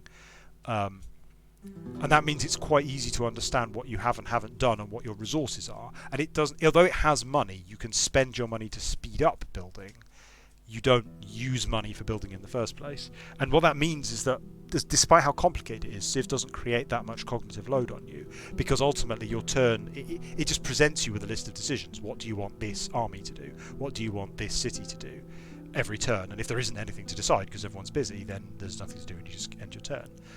In Total War, it's got better in this engine, but it's still quite bad.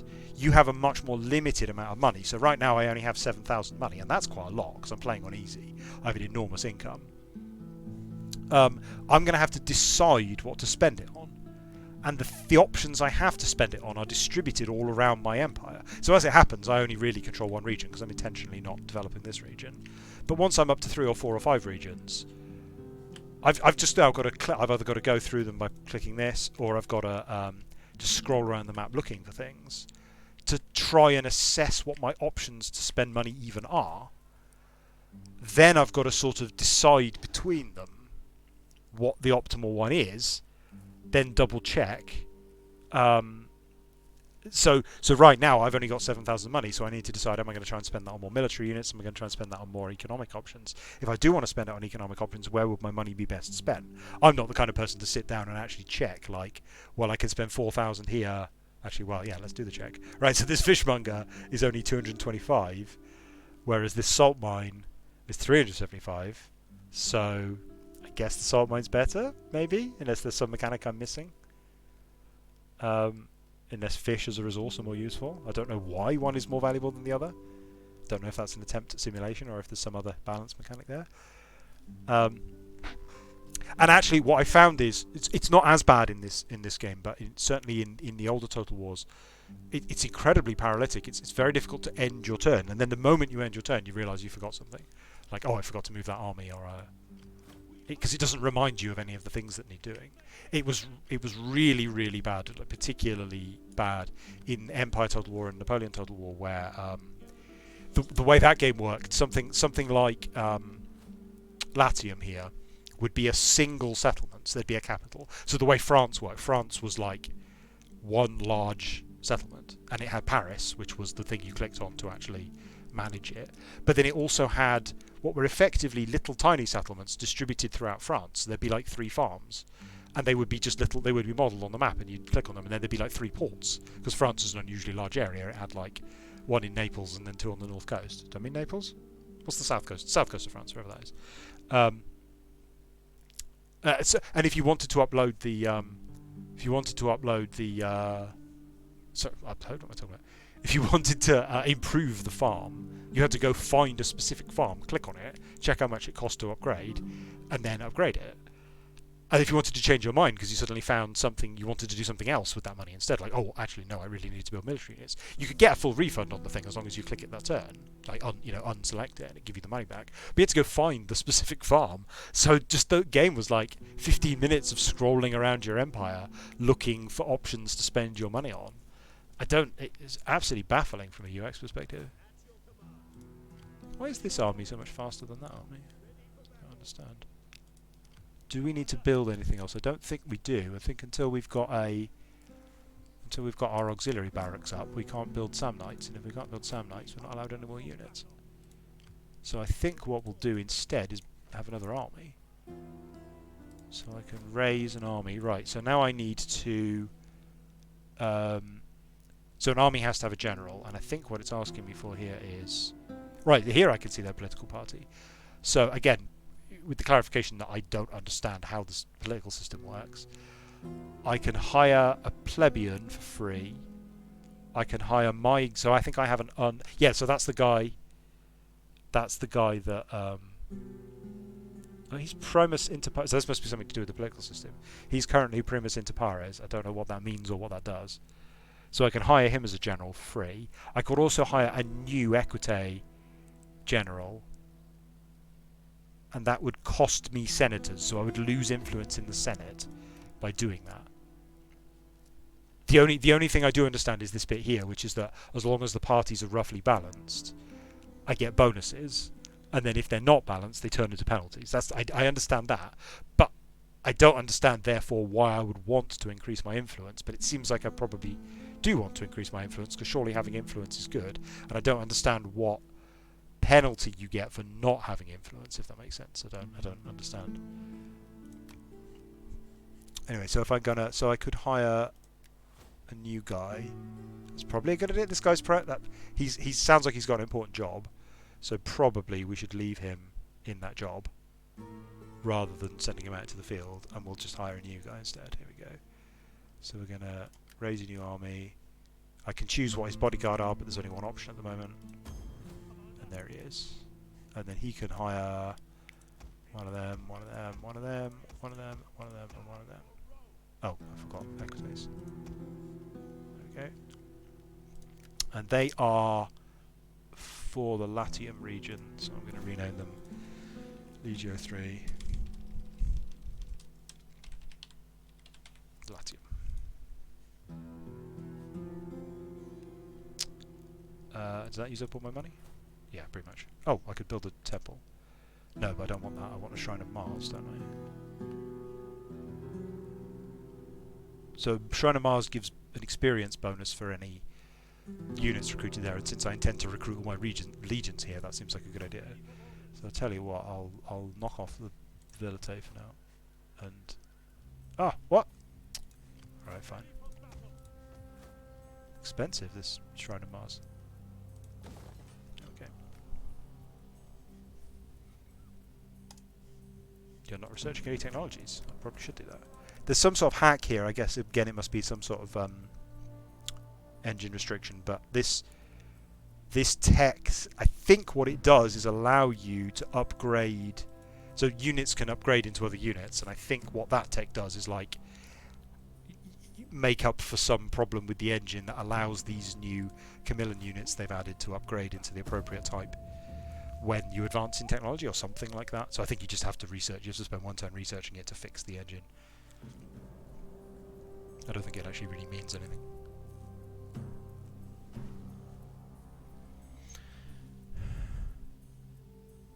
Right, we're making good progress. It's been 2 hours and we've successfully conquered one settlement. I'll try and speed things up a bit. Oh, no. Right, I'm not going to play through this one because I'm just going to get massacred.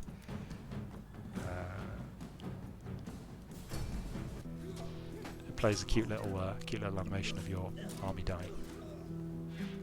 The soldier there, of course, is using a sword because it's using the Roman animations from a very slightly later period. But I don't mind that they didn't try and remod that bit. So that's really interesting. So that's Epirus. They haven't conquered it. They've liberated it, which I think is good news for us because that means that they aren't part of this hostile empire. I don't know why they did that. I don't know what personality or trait caused them to do that. I guess it will be their ally. I think when you liberate someone, they automatically become your ally. But I wonder what that faction is called. Is it at the end? No.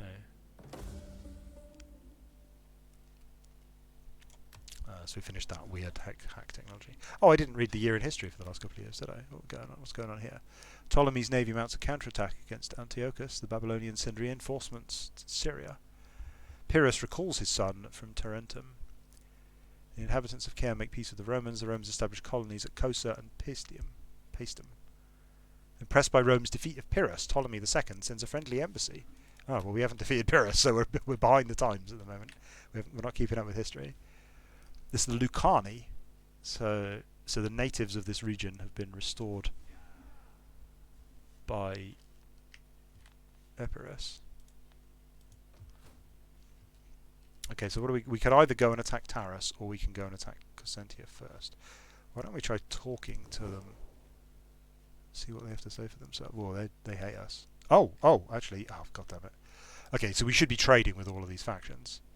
That little icon there means we could be trading with them and making more money, but we're not. And you have to go through all of these diplomacy. You have to go through this diplomacy screen all the time, asking for trade agreements. And if they don't want a trade agreement, you kind of have to go check every turn to see if they want a trade agreement this turn. I don't understand it as a mechanic. It's baffling. I don't understand what this is modelling or why it's modelling it, because it's just busy work. Like, surely if we're friends, if our empires are friendly, we're trading, right? Like, I'm the emperor. I'm not like the guy who negotiates trade treaties. I don't know why I'm having to go through and do this. Right, Syracuse doesn't want a trade treaty for some reason, and the Veneti do want a trade treaty. Right, okay, well, that's massively improved our income. Probably should have done that on turn 1. Never mind. Okay, so I can't trade with the Dalmatae because we don't have a sea trade route. Okay, and Syracuse don't want to trade, and the Lucani hate me. Okay. I don't know whether to attack Taras or Cossentia. I suspect I should probably send one army one way and one army the other way. Why don't we do that? And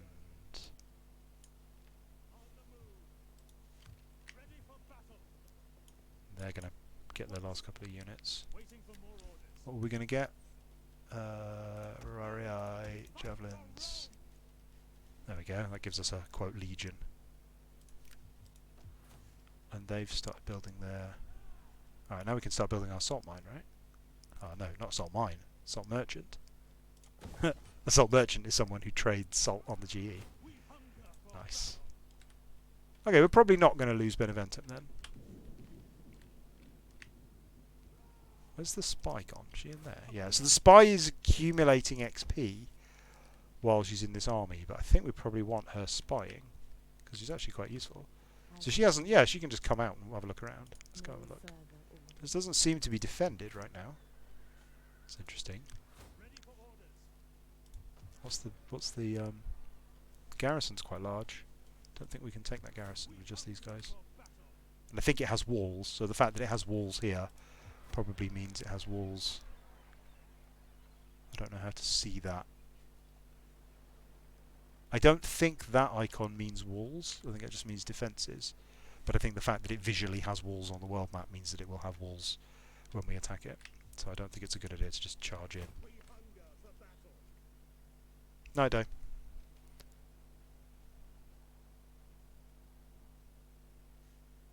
Oh yeah, we need to research some more technology. Why don't we start some... Is there anything here that we particularly want? -2 recruitment costs.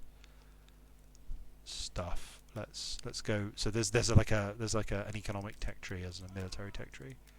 So let's go start on the economic tech tree because I don't really know what's good and what's bad.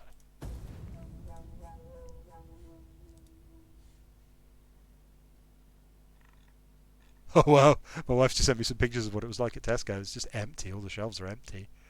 Just nothing. No fruit. No milk.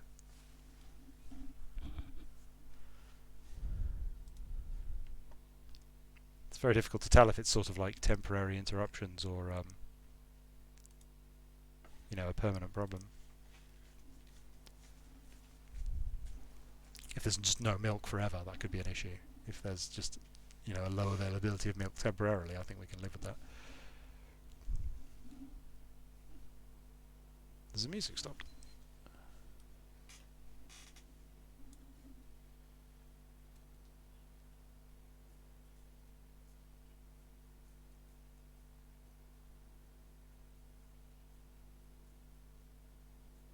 I'm sure the accents that they've chosen are completely historically accurate. I can't imagine anyone else would ever do that. You know, like what?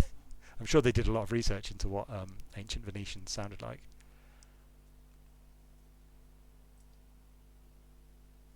Oh, I missed the music. Where's the music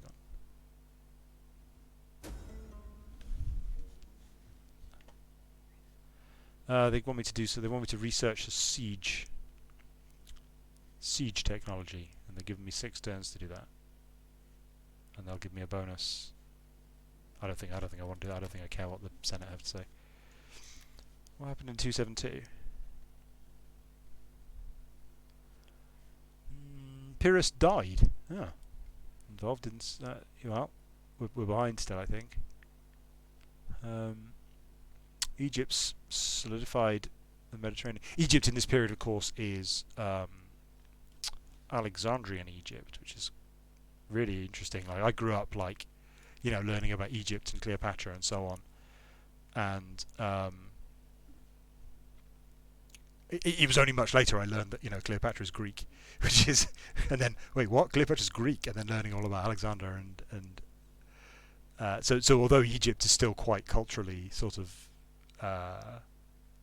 distinctive in this period, it's actually just one of the Alexandrian successor kingdoms.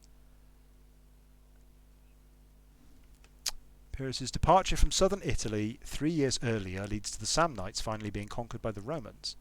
The cities of Magna Graecia in southern Italy come under Roman influence and become Roman allies. Rome now effectively dominates all of the Italian peninsula. Okay, so we've got some catching up to do. Tarentum asks the king of Macedonia, Epirus, Pyrrhus, to attack Sparta and place him in power. Oh, Pyrrhus is all over the place. Wait. I guess Pyrrhus was trying to conquer the Mediterranean, and Rome just fucked him up. Oh no, he died. That's interesting. He died during fighting in Greece, so he went off to fight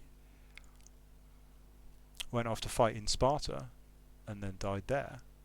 Oh, alright, well, that's convenient for us. Except I don't think that actually means anything.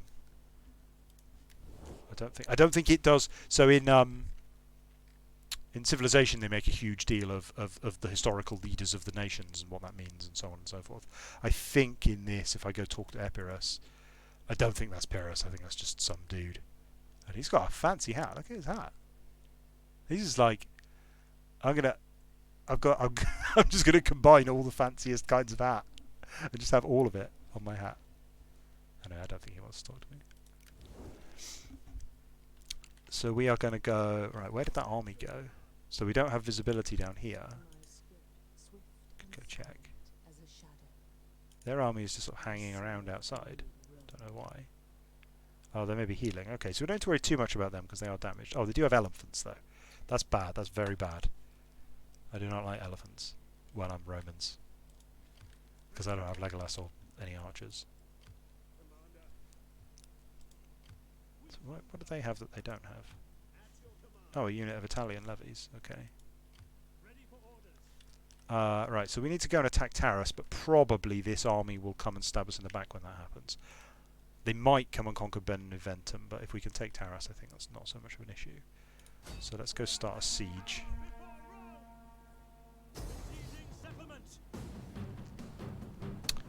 Right, so they outnumber us at the moment, which isn't great. Oh, I think this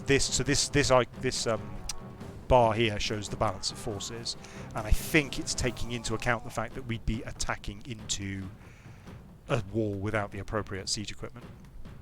So I think what we do is we tell it what to build. What a tortoise is. Sounds cool though. Combines devastating ramming power and unit protection. That sounds ace. Let's build one of those. Oh, we have 2 ladders already. So we're going to build a tortoise to batter down the gate. And we're also going to build some ladders. There we go. So that's going to take 3 turns to build all that siege equipment. And then hopefully that'll let us get in, and then we click that to continue the siege. So they're gonna sit there, do that. And then we're going to send these guys in to reinforce them.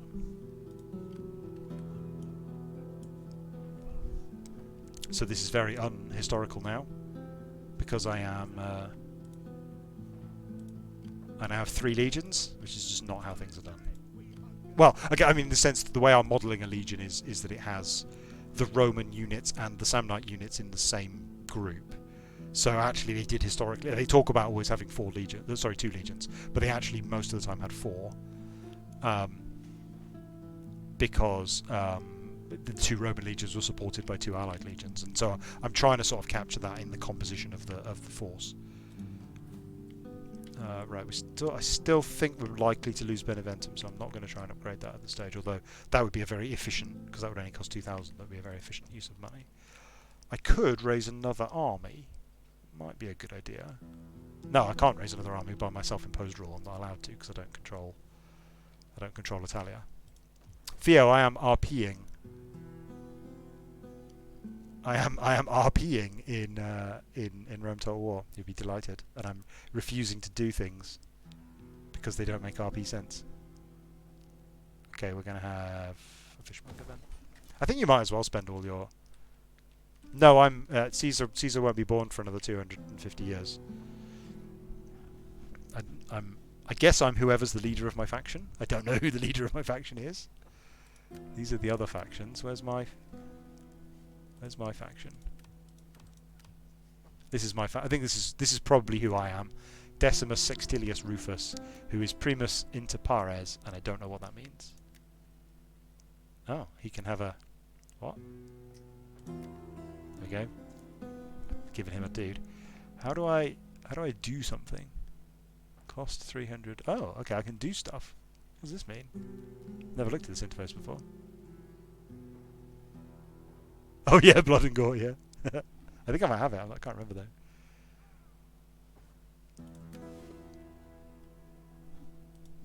though. Alright, there's a whole thing to explore here. What does this mean?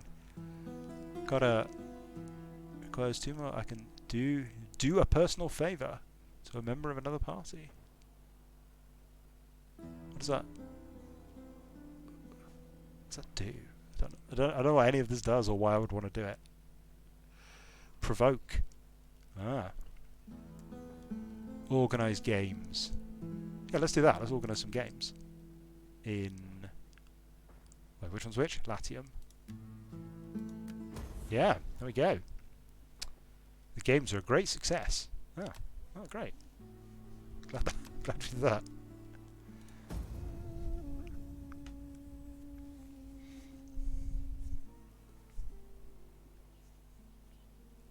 Yeah, I've definitely bought at least one of the Blood DLCs because a certain combination of mods I wanted to play with needed it. I can't remember what it was. But yeah, I think it's intriguing because yeah, I think they're trying to get a certain rating, And I think if maybe it's just a trick, but I think their logic is that if they just offered it for free, it wouldn't count. Like, they wouldn't count as having the lower rating. I think after the whole controversy that happened with hot coffee, where that was years ago now, wasn't it? Rockstar got into trouble for the content that was added to the game by a mod, or it was totally inaccessible content, except that you could like hack it with a free mod that revealed the content that was sort of in the game files or something, and they ended up getting held responsible for that, even though they'd gone out of their way to make sure that people couldn't access it. So I suspect it has something to do with that, and that therefore that creates a good excuse for them to charge money. I think old Legio 3 here should probably run back to defend Beneventum. Decimus Sextilius Rufus, this character's mission has ended. Oh, wait, I thought that was a euphemism. I thought it was telling me he died. No, he's just finished doing games. Okay, wonder if that's important. Let's have a look what happened in 271. Yeah, those are all the other nations that exist in this game. We're waiting for them to take their turns. 271 BC, with the restoration of the territories captured by Pyrrhus and with the grateful allies in Sparta and Argos and garrisons in Corinth and other Greek city-states, Antigonus II securely controls Macedonia and Greece. Chief of the Thessalian League. It's an interesting period of history, this, because this is very early Rome. That's why one of the things I like about the mod is it starts in this. I think default Rome starts in like 220 or something like that. It's just at the start of the Punic War. I think it's the start of the Second Punic War or something like that. So you sort of half control Sicily, and by that point Greece is very much on its decline.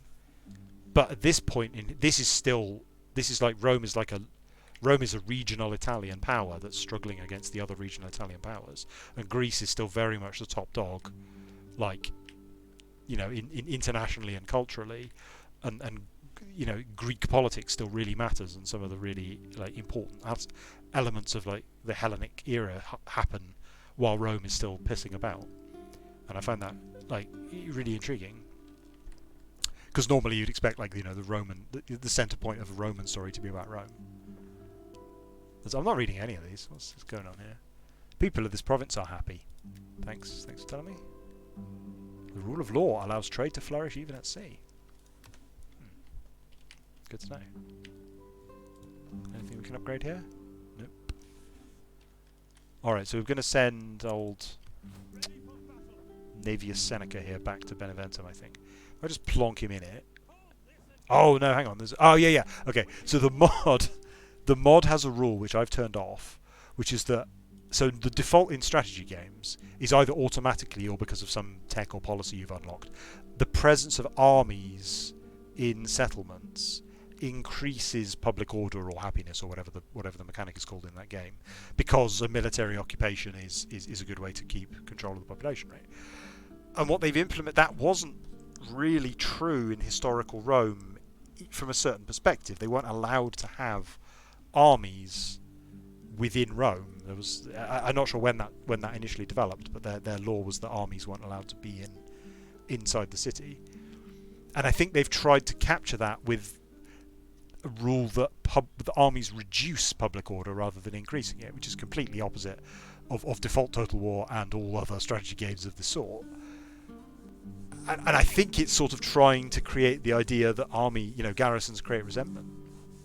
But I've turned it off because it's just annoying. Because it's fine to just stand outside, and I think the UX of the game, handles better the idea that this army is in this settlement, because their function, from a mechanical point of view, standing next to the settlement or being in the settlement aren't significantly different. So I just find it a really weird and irritating rule, so I've turned it off. I don't think we're going to lose that, right? Let me go find that army. Where's it gone? Oh, there they are.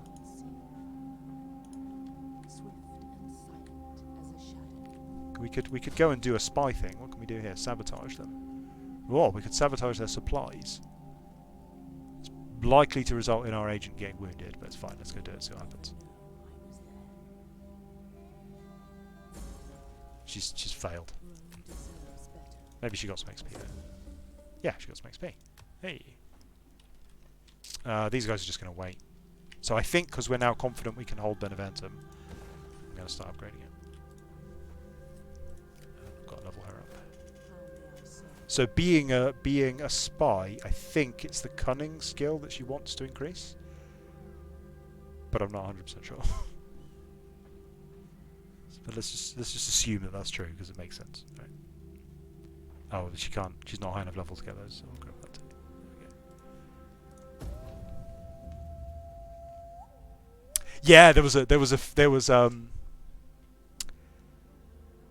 yeah, Romans are assholes, Theo. That's the point. Romans are bastards. Like, really. So there's a game called Fallout New Vegas. Fallout New Vegas is a game in the Fallout 3 engine by Obsidian, some of whom are the original developers that made Fallout 1 and 2, and some of whom are other storied RPG developers from other places. And so they made a very good, it's technically incredibly shoddy, but fantastically written open world RPG, Fallout New Vegas. And it has a weird flaw almost. I'm hesitant to describe it as a flaw, but I don't think it's quite right. So the idea of it's a standard like faction conflict. So there's a conflict. The idea is in the post-apocalyptic United States where's it set? Set in Vegas. So the west coast of the Fallout universe is dominated by the New California Republic, who are sort of a post-apocalyptic they're kind of trying to restore America, but not ideologically, but like they want a free and open democratic society, and so they're sort of recreating an American-like society. And then east of Vegas, the central states are dominated by let's go through this. Right, he's leveled up, and we've got plague. Oh dear. This army is being gripped by pestilence. Which army? This army? Oh, right, it's not even my army. Why are you telling me about that? I don't care. This guy, the Ligurians up here, are on fire or whatever. I don't even care. Right, let's go. I'll finish my New Vegas story in a second. Let's just go through this. Hamilcar Barker has just been born. Oh, I'm sure he's going to cause trouble. Epicurus has died. Sad times. Pyrrho, not Pyrrhus. Rome's subjugation of Italy is completed by the recapture of Rhegium, southern Italy, from the Mamertines and the defeat of the Bruttians, the Lucanians, the Calabrians, and the Samnites. Right, well, we're definitely behind then. Carthage, already in control of Sardinia, southern Spain, and Numidia, is ruled by an oligarchy of merchants under 2 Sophites, or chief magistrates. The state relies on mercenaries, including Spanish ones, for its soldiers. So, right, we have money to spend, but possibly nowhere to spend it. Oh, we could expand Beneventum. Let's do that. They are going to build a temple, I think. Oh no. Oh yeah, they've got olive oil. So let's. No, actually, no. We need to prioritize getting our barracks so that we can build more units.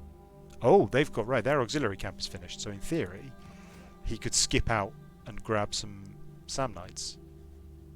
But if he does that, these guys might sneak in and destroy my city. Is that worth it? Yeah, it's fine. Probably fine. Right, so there now there's now a whole bunch more units available because we built the auxiliary barracks.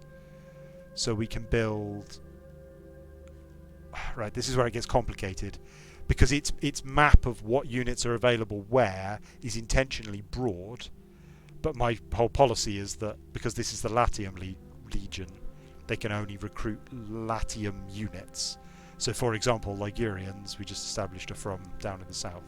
So we're definitely not going to build Ligurians. I think we'll probably... Where are the Campanians from? I think the Campanians are from around here. God, it's going to get complicated, isn't it? Definitely not Sardinians. Definitely want some war dogs. We'll need a baggage train when we want to go on campaign, but we don't need one yet.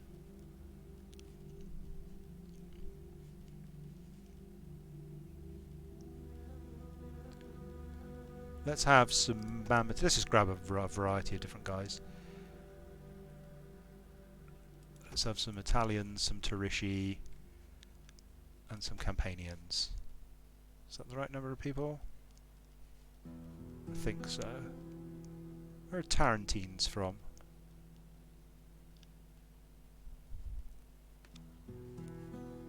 Let's have some Tarentines. Let's assume Tarentines are from nearby. That's fine. There we go. And we're specifically not going to have any Lucanians or Ligurians. That'll do. There we go. Nope. Gnaeus Vipsanius has a skill. Where is he? Oh, he's got right. Hang on. Who's this? So this right. So this stuff used to be more significant in older Total Wars, and it's kind of, I don't know, fallen by the wayside a little bit. But they have personality traits. So he's become a sociopath, an aged sociopath specifically. Lovely. Is that him? No, it's him, isn't it? Gnaeus Lucinius. Oh, he's not the one that leveled up. Who leveled up? Oh, him. Right.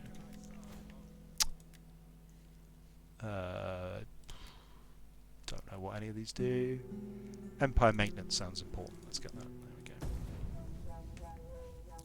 Okay, so New Vegas, to the east of Vegas in the setting, are controlled by a nation called Caesar's Legion, who modelled themselves on the Roman Empire, and they're led by an anthropologist. I can't remember how he's alive, but he's an anthropologist basically, and he's studied like ancient civilizations, and he decided that in this post-apocalyptic environment the only way to restore and maintain order is to be incredibly brutal like the ancient Romans were, and so he models his faction on the practices of ancient Rome. And the thing is, they're absolutely horrific. Like, they're completely realistic, but they're horrific. They crucify people, they burn people alive, they decimate their troops, they refuse to allow women, like they keep women as sex slaves basically. That isn't in the game, but it's sort of alluded to. And the thing is, the reason I hesitantly say that it's a flaw in the game is that the game presents you with a choice of two factions, and it tries to give you a moral quandary, because you've got these sort of Americans and these Romans, and it tries to present them as if there's an interesting moral choice there, because it's like, well, you know, the Americans are quite corrupt, right? They've got politicians that are quite corrupt, and they've got merchants that tend to all the money, and you've got hard-working soldiers that don't really make any money. And on the other side, you've got these crucifying, decimating, rapist, slave-owning monsters, and they're like, yeah, but they keep the roads really safe. Like, the roads are really safe. Merchants love it in Caesar's Legion because, you know, there's no banditry, because they just crucify all the bandits. So actually, they're really nice. And it's like, that's not a legitimate moral choice. So it's kind of fascinating, both because of you know, just the ridiculous, you know, I mean, you know, I like to argue with Kitty and Theo about America, but like, there's no comparison there, right? Like, the politicians are a bit corrupt versus, you know, it's a brutal, repressive, tyrannical autocracy. There's just no comparison morally between the two. But also just what I would consider to be a faction that are far too evil for you to ever join. You know, you join that faction because you're playing like an intentionally evil character, and you want to be evil and horrible, so you join the evil faction, right? But they're just way too evil for there to be any kind of meaningful moral choice. Are essentially like a historically accurate ancient Rome. Really puts the Romans in perspective of how absolutely vile they were. Just, you know, like the rape of the Sabine women is like one of their treasured, like, moral, you know, Aesop's fable type stories that they tell their children. Like, oh yeah, we didn't have enough wives, so we just went and stole some. Yeah, the Romans are assholes, like total assholes. Oh yeah, obviously that explains a lot of their success. You know, you've completed a technological advancement. Oh, what, has the plague spread? Was that telling me? Oh no, the plague spread to the city, right? Well, let's hope it doesn't spread. I'm sure it'll be fine. What's happening here? The Mamertines in Sicily. Oh no, Mamertines are in Sicily. Oh no, Mamertines and Campanians are from Sicily. Oh, we shouldn't be recruiting those. Oh well, never mind. It's fine. Did they attack? They didn't attack. Okay. So actually, our army now is looking quite good. Oh, they do have elephants, which is a problem. But it's fine. I should probably replace all of these with something else in a minute. I don't know. It's kind of hard to keep track of who, which of these many types of different Italian are from which region. It doesn't enforce that for me, so I have to try and pay attention. These guys are taking attrition, I guess, because they're besieging. Yeah. How are things looking here? Oh, looking pretty good. Right. Okay. Does anyone have an opinion? Honestly, I'm inclined to skip that combat. Does anyone want to see that played out? The problem with the playing out the combats is it just takes so long. So I could just auto-resolve the combat, or I could load it up.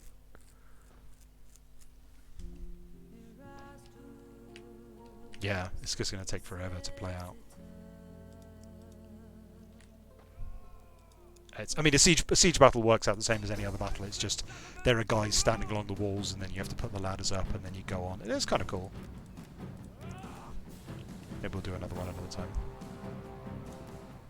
Okay, so we're gonna So when you auto-resolve, you can choose aggressive, balanced, or protective, which I think is an emphasis more on killing them, or an emphasis on. How long have we got? No, I don't think we should. Yeah, let's. If assuming I stream this game again, then let's do like one battle per evening or something. So you choose a strategy based on whether or not you want to emphasize their casualties or preventing your casualties. But I think when one side massively outnumbers another, it doesn't really matter.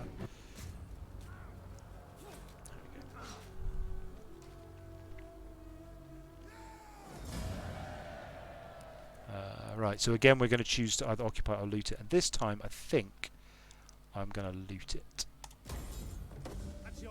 Which is going to make everyone here unhappy, but that's fine, because we don't care, because we're assholes. Okay, the general has leveled up.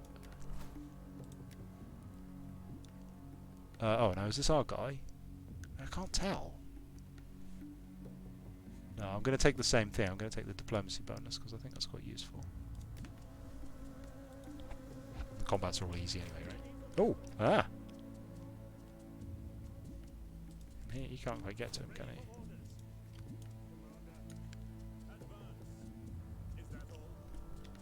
And then what does this place... Alright, so we've wrecked everything. So we can spend all the money that we just got.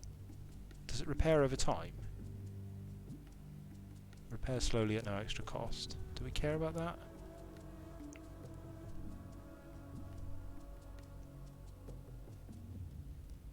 Yeah, let's just leave it a couple of turns and see what happens. Oh, we've got a shit ton of money now. And nothing to spend it on. So we don't have the technology to do this, right? What does this need? Advanced construction techniques. Okay, we definitely want to upgrade Rome, right? So let's go find advanced construction techniques. Where's that? A scholarship. Tax labour. Waters, right? It's not one of the... Right, it's this one here. That's going to take a while to get to. Guess we better start then, hadn't we? It's got quite a crude tech model by comparison to something like Civilization. I think behind the scenes it's keeping track of how much technology progress I'm earning and what that contributes, but... Oh, you want me to attack their army? Yeah, alright, let's give that a go. Yeah, okay, so we can't assassinate, I guess, because their skill is too low. But since we've got so much money, we might as well get some. We're going to spend our money on getting XP by failing missions. Oh, we've succeeded. Oh, we've stopped. Yeah, stolen their provisions. Nice.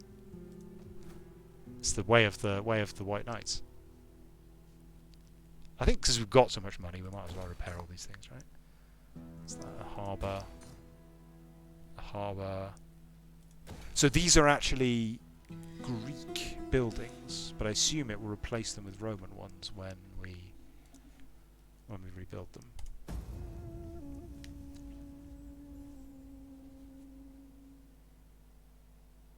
I was going to talk about Zoroastrianism a bit more. Don't know what to say about it really. It's inspired by Roman Empire, y'all.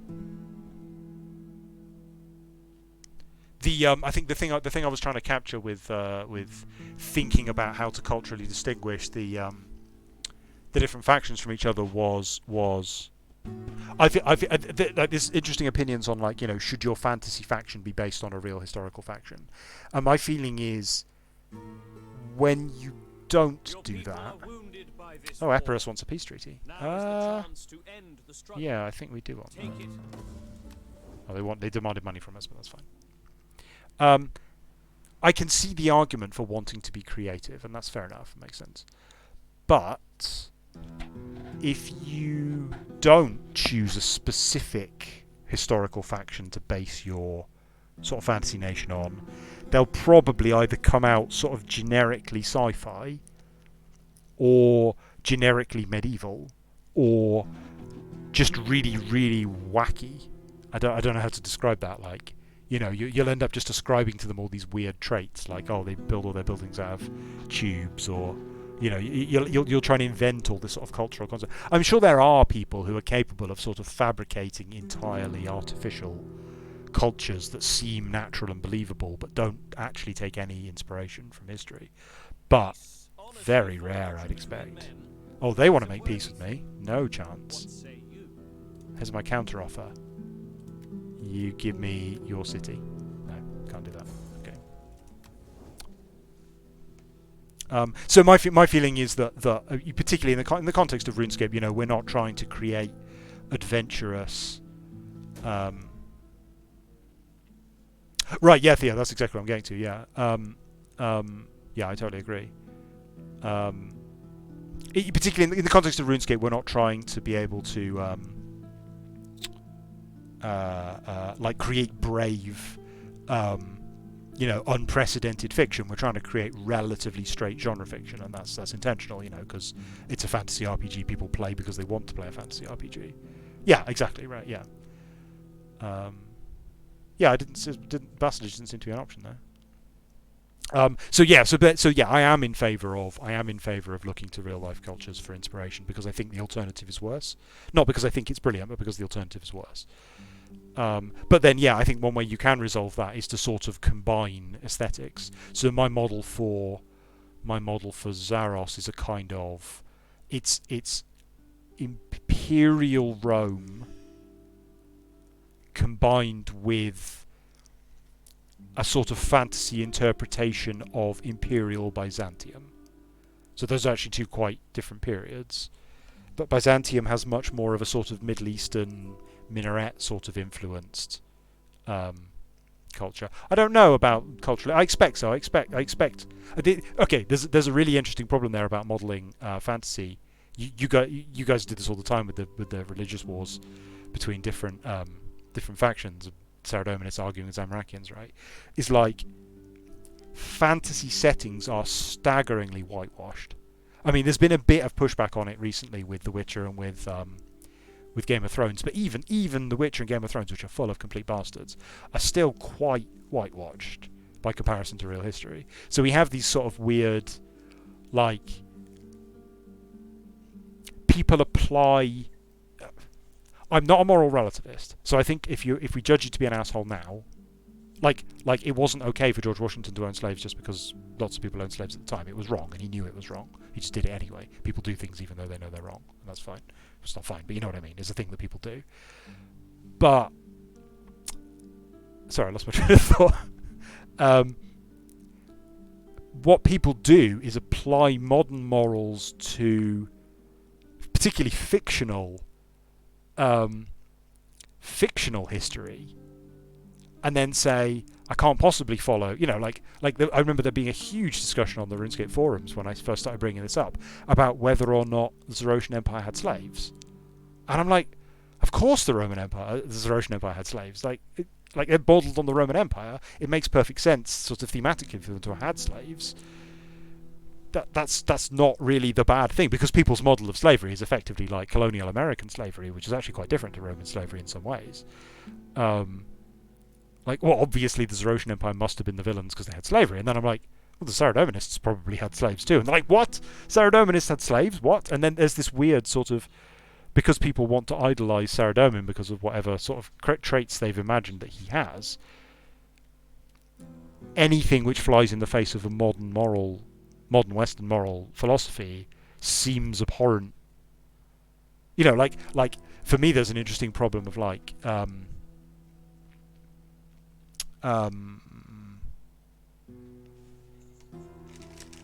could, you know, Saradomin's a smart guy, right? He's not a moron. He's motivated. He's caring. Why is he? No, Theo, there's way more than you. It used to be a huge flame war thing on the forums. It wasn't just you. Well, after we started tearing him down, that's the thing, right? It used to be a bit more one-sided. Lost my train of thought again.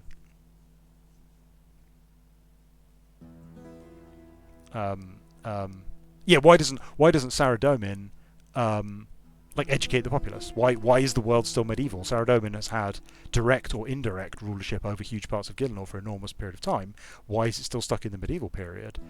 So it's not really worth thinking about these things in terms of absolute realism, and like fundamentally Saradomin must be trapped in a relatively autocratic medieval mode of thinking, and isn't a sort of imaginative progressive thinker who wants an equal society for all, because he can't be, because if he was, the world wouldn't look like a standard fantasy medieval setting.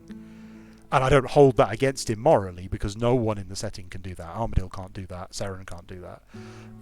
You know, and so the fact that they have like slaves and peasants and, you know, corrupt nobles serving them, and, you know, all the requirements of a fantasy setting, I don't think really make a moral distinction. I don't think it's worth moralising about that, you know. So in the case of, you know, if we're talking about real life, Romans are assholes. If we're talking about a fantasy setting, I think Zoroastrians, by the exact same standards, probably are assholes, but so is everyone else. Everyone's an asshole, you know. Alright, what do we got here? Pirates are a serious problem. Minus 25 piracy. A trireme and a star to steer her by. Okay, we could hire a free trireme. We get minus 25 piracy, or we could ignore piracy. What? Why would we want that? I don't understand. Let's have less piracy. That sounds like a good. Would you like less piracy? Yes, I would. Well, same thing with Armadale, right? Armadale hasn't fixed any of the world's problems. I tried to write a bit of an explanation of that into the Third Age document, that like Armadale actually is a genuinely nice, genuinely, you know, caring, hopeful guy, but his people aren't. Like the Avianci are like nomadic. I'm not supposed to use the word savage, but like, you know, like in the Mongols, a sort of a raiding sort of culture. So that was when I was thinking about that actually emerged out of this exact question. Was like when I was thinking about how to characterize the Avianci, what culture could they draw inspiration from? And I think previously the Avianci didn't really have. They were sort of generically medieval, right? If you think about Criara and Criara's lieutenants and how they're characterized, they're sort of generically medieval bird people. And I was thinking about, you know, mobility and the fact that they would likely. They seem like quite nomadic, right? It seems like birds are often migratory, and that seemed like a good thing to try and capture. And the closest thing humans have to migratory is nomads, and then that immediately makes me think of Mongols. And so actually trying to think about what culture we could draw inspiration from then led to that plot point that, well, if they're Mongols are like uncontrollable marauders, and that doesn't sound like Armadale at all. Armadale isn't an uncontrollable marauder.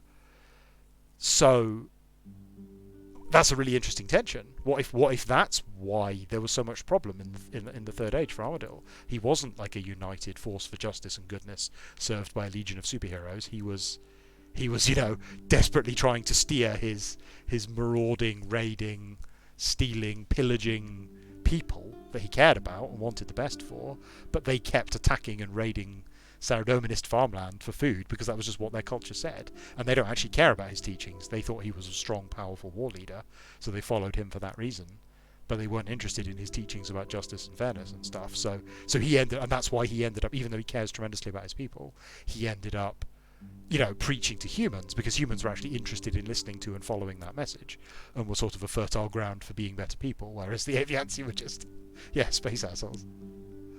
So yeah, and that isn't, you know, that doesn't require, you know, exact modelling of Mongol culture, but it sort of led to an inspiration that provoked quite an interesting plot development. Now, where are we?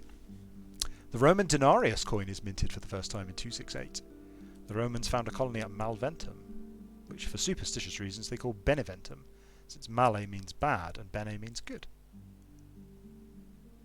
Okay, so they've just founded Beneventum. Well, yeah, makes sense. Guess we're ahead. Ashoka becomes emperor of the Moya. Chremonides, an Athenian statesman and general, issues a decree of Chremonides, creating an alliance between Sparta, Athens, and Ptolemy II of Egypt. Sounds handy. Right, we should probably stop soon. Yeah, I definitely think of the gods as superheroes. Yeah, and yeah, it's the. Have you read The Authority? It's Warren Ellis's probably. What's the right word? Magnum opus. It's just like it's a comic series about superheroes that decide they've had enough, and they're gonna actually fix everything. And it's sort of like I like comic books where you're just like you don't really need to read another comic book now. This has just eclipsed everything you could possibly like care about ever. He wrote like 1.5 volumes of it, and then it got passed on to Mark Miller. I think is that right, Mark Miller? And I'm not a fan of Mark Miller. Well, I think he's got better. I think he's matured quite a lot, and his more recent stuff has been a lot more.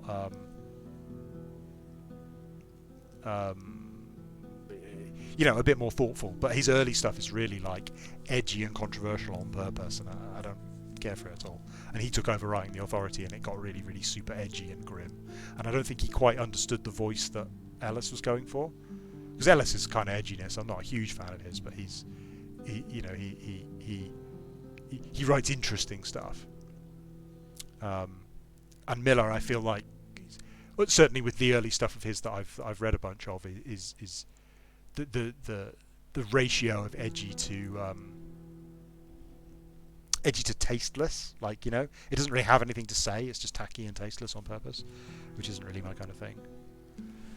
Okay, we need to go and capture Crescentia. Let's go. Let's finish capturing this location and at least tick that off the list. Oh, right. So we're now at peace with Epirus, so we don't need to deal with that army, but we do need to deal with these guys. So let's send in. Right, now this will probably work. Let's save just in case.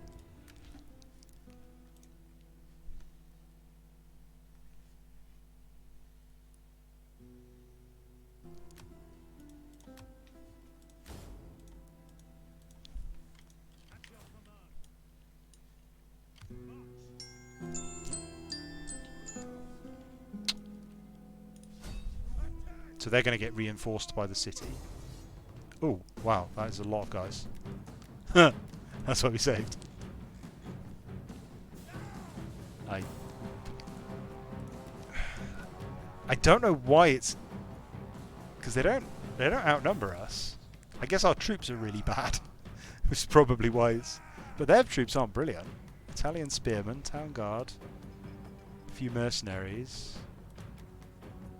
They've got really crap troops. I don't know what the... it might be just wrong. I'm not sure.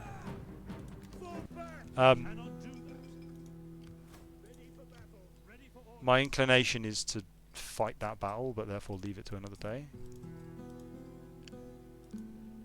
Maybe that's a good time to stop. Oh, we can hire mercenaries. So this is implemented quite nicely. So if I need some more troops, I can just grab some mercenaries.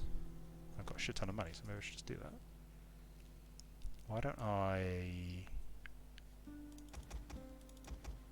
can always load if this goes wrong, so I'll hire all those. So mercenaries, you can hire them instantly rather than having to build them, but their upkeep is fantastically expensive. I think they cost as much every turn as it costs to hire them, or something like that.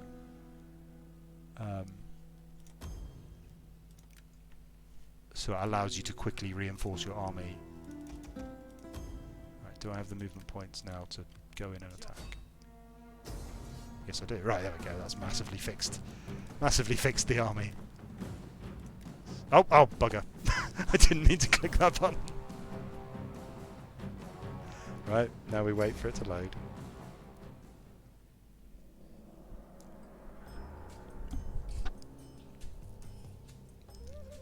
Should we play this out? Yeah, it's probably fine. It's probably fine.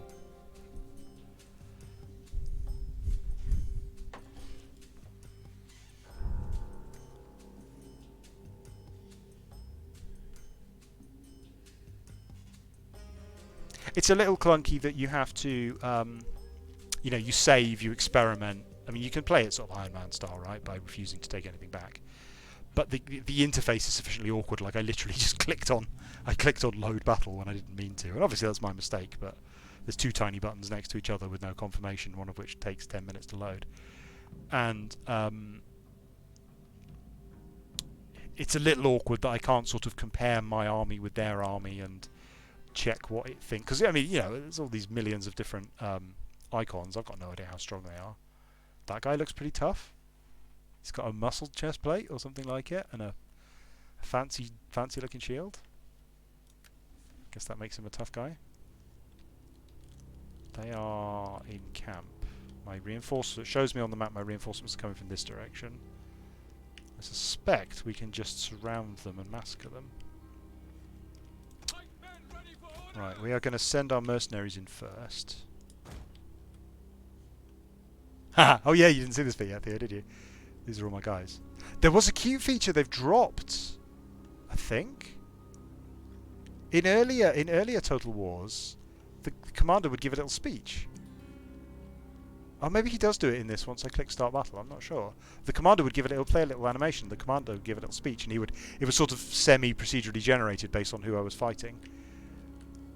Alright,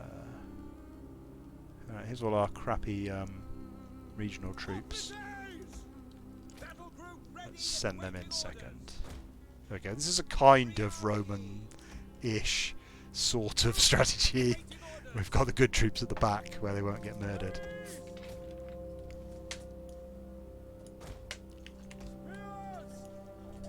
Oh yeah, I was talking about, yeah, so the Zoroastrian Empire is a combination of Imperial Roman and Imperial Byzantium to give it a slightly more Middle Eastern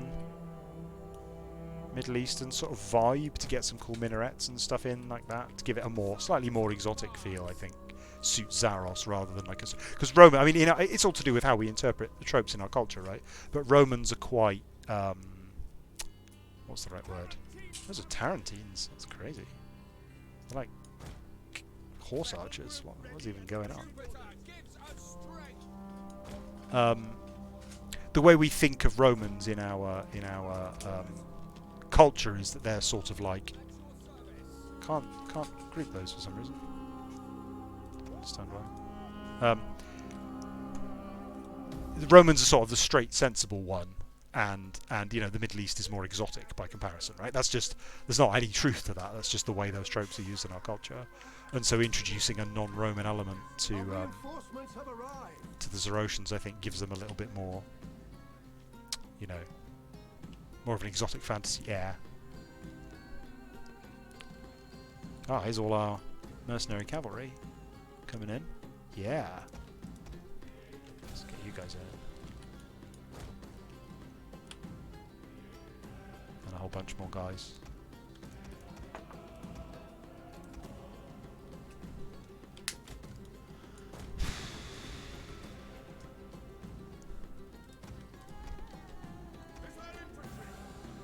Coming out to engage us. And then, yeah, thinking about... So, particularly I wanted to capture, with the distinction between Zaros and Zamorak, I wanted to... it's important to me, I think, you know, for a sort of historical, sort of conceptual reason, that the Zamorakian army looks like a developed version of the Zoroastrian army, if that makes sense. Let's get these horse archers in, fucking people up.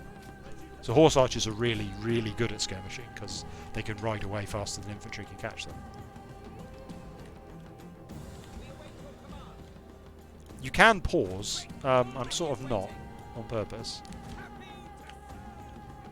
because this guy could like sit and try and order my guys a bit more carefully. You guys want to join the cavalry in 6? Yeah, there we go. Let you guys go around there.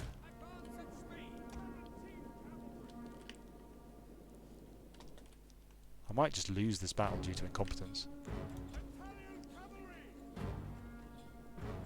Spearmen, right, so spearmen are bad news for... I think I might have to pause this actually to just keep track of what's going on. Slow it down a little bit. Okay, so they're coming in on my mercenaries. My javelins are ready to fast them in skirmish mode. If those spearmen weren't there, I could send these cavalry over there. One of our units has used all its ammunition. Thanks, guy. He's Titus Pullo, right, from the TV series. If you're not familiar with it, HBO. I think it was kind of like slightly a trial run for Game of Thrones, but they made a TV series called Rome. Stylistically very similar to Game of Thrones, and it follows the career of 2 Roman soldiers as they wander around and have hijinks in ancient Rome.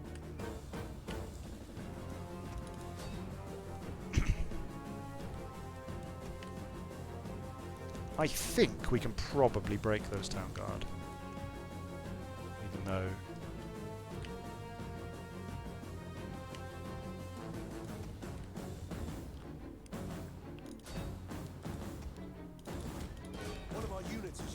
ammunition. So in theory, spearmen should repel a cavalry charge, but I think because they're kind of spread out and not formed up in formation, which I believe it does care about that. Like the fact that they're all spread out and walking means that they don't have their defences ready. So then the cavalry could just slam into them and murder them with no casualties. Yeah, there we go. Our general is under attack. What's that? Noble cavalry. Whoa. They're routing.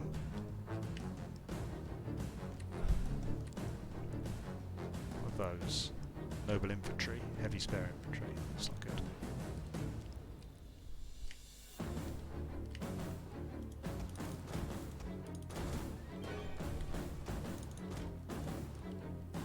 Where are my mercenary swordsmen? Mercenary cavalry are here. Let me slam them into... I should be doing something riskier with the mercenaries really, because I'm going to fire them anyway.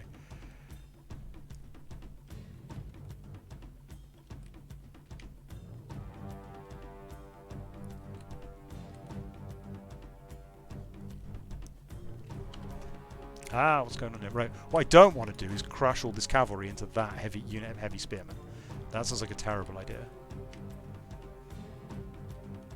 What are they?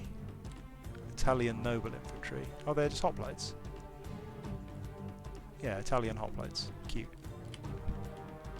Okay, but I do want to go kill that general. I think these war dogs are probably not... They're not benefiting by going into a heavy cavalry army. Sorry, heavy cavalry fight.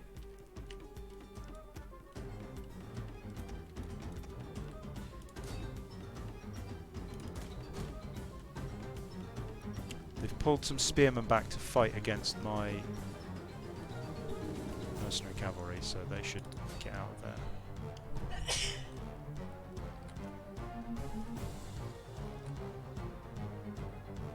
What happened to the general? Don't know what happened to the general. So it would be much better served to be splitting up my cavalry into different groups and sending them all over the place rather than having them hotkeyed to one group and riding around together. Also, I'm using my general as a heavy cavalry unit rather than as a general. Did I just sneeze? I didn't even notice. Not a sign of the coronavirus thing.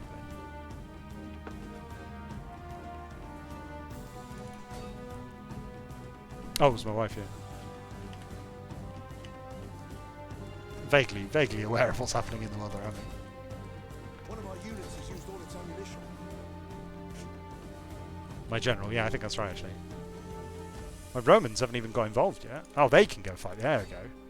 Got 4 units of brave Romans here. You can see the difference in discipline is really nicely modelled, where the more disciplined the unit, the more tightly packed they are. So the Triorii were really tightly packed, and the Rorarii just sort of spread out. And if you get a mob of peasants, they're just all over the place. Oh, Tarentines have run out of ammunition. They're saying hello to you. She says hello back. She's off to bed. Good night, Mrs. Jack. That's what I call that. So. The answer, by the way, to the question of why swordsmen beat spearmen, as far as I can work out, turned out to be that phalanxes don't work in rough terrain. And it's that simple. It's got nothing really to do with technology, and the way that it's modelled in most games, where it's modelled like it's a scissors paper stone relationship of you know, swordsman beat spearman, a small unit of spearmen and a small unit of swordsmen, doesn't work. And if there's a unit of spearmen, or God forbid pikemen, standing on flat terrain pointing towards you, there's absolutely no way in hell your swordsman unit's going to make any impact on them whatsoever. But what seems to have happened was that the hilly terrain of central Italy meant that you couldn't form a phalanx really very effectively. But in situations, as far as I know, in situations where the Romans fought against the Greeks on terrain that was good for the Greek phalanx, the Romans didn't just march their legionaries up to the phalanxes and beat them. That didn't happen. They had to sort of break them up over rough terrain or outmaneuver them somehow. But because I think they used swordsmen because swordsmen were better suited for their native land, if that makes sense. So the Romans were swordsmen because Italy was suited for swordsmen. And then actually the thing the Romans did was they didn't just conquer the whole world using legionaries. They would just recruit locals, which is what I'm trying to capture with the why have we not won yet? What's going on here? Send the cavalry to go and finish these guys off. What's that? What the citizens just sort of not yet run away for some reason. Yeah, so you know, if they were in Greece, they would just hire Greeks, or they would conquer Greece and then they would just recruit Greeks into their army. And for a long period of history, although we don't really think about it very much when we imagine Romans, they were just half the army was just composed of Greeks who were probably in hoplite phalanxes.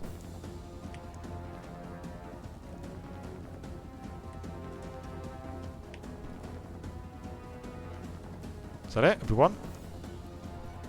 Is anyone left? What's that? Wait, what's that? There's an entire other army over there. Oh, God damn it.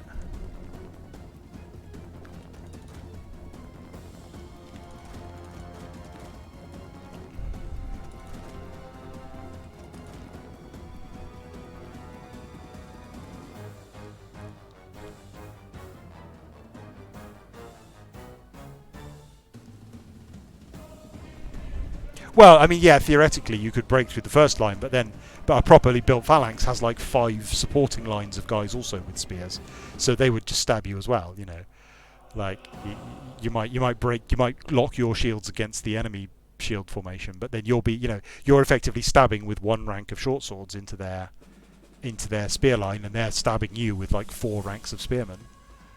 So even if you assume that you manage to get to close quarters, I think the spearmen will still win. I mean, obviously, I'm just sort of armchair generaling about ancient combat, but the answer to the question appeared to be like, yeah, swordsmen don't beat spearmen. They just don't. That's not how it works.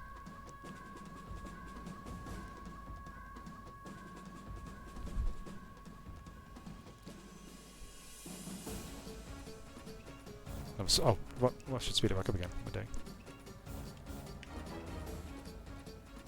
I doing? What? Cut the shit out. I don't care if these cavalry all die, right? So, although they're hogging all the kills.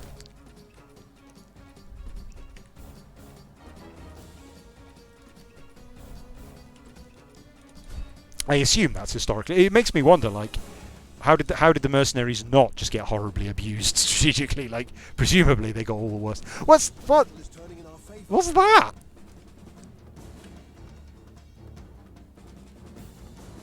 Where were these guys the entire time? Right, okay, well they've been quite effectively routed.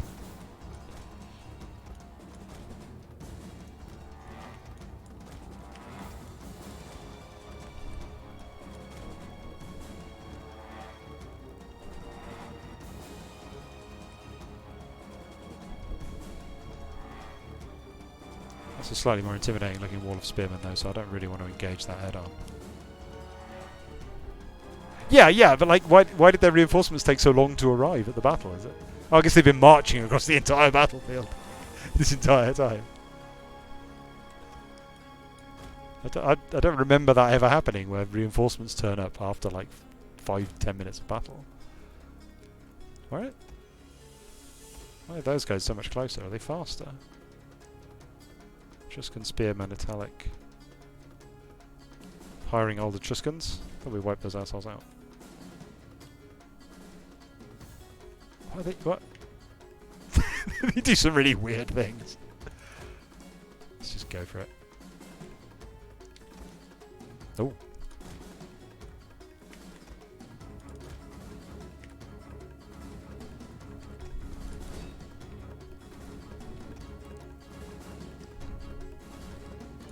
Oh, there's our dogs. Where the dogs must have got loosed at some point, and they're just running around by themselves, and the handlers are back somewhere else.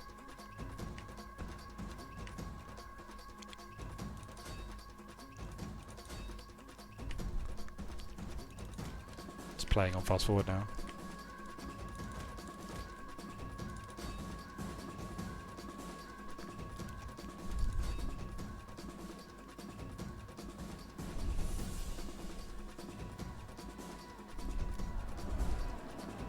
Yeah, dogs are very disciplined. They're very disciplined creatures. That's a satisfying cavalry charge right there, isn't it?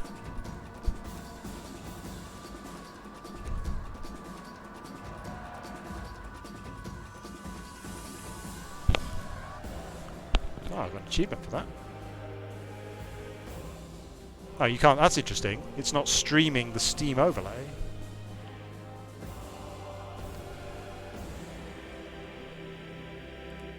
Guess that makes sense.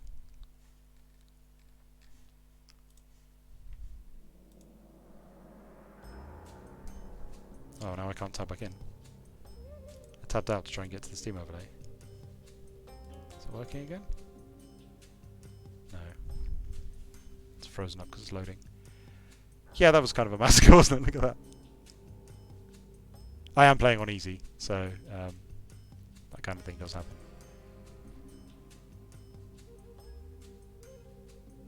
I don't feel like much would be gained. I have a whole philosophy on whether you should play games on easy or hard, but in this particular case, given why I'm playing it and the kind of stuff I'm talking about, I don't think... I mean, you could get a much more skilled player of this game to play it on hard and then describe how the battle tactics they're using allow them to win the game. And that probably wouldn't have much to do with historical strategies and things like that. It would be, well, because, the correct way to win these battles is to form a line of principes and then run equites around the side.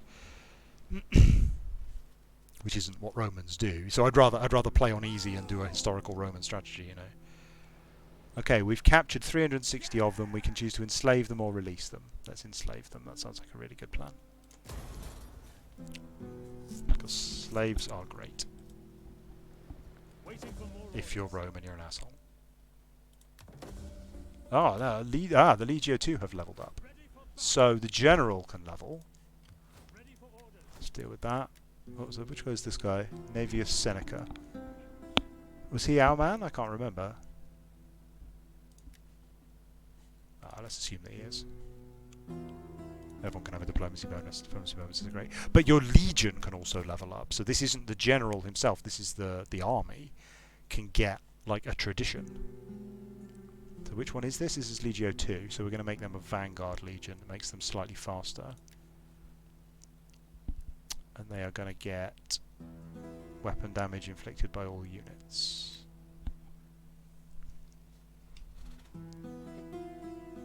Yeah, it was a TV show years ago. It was called what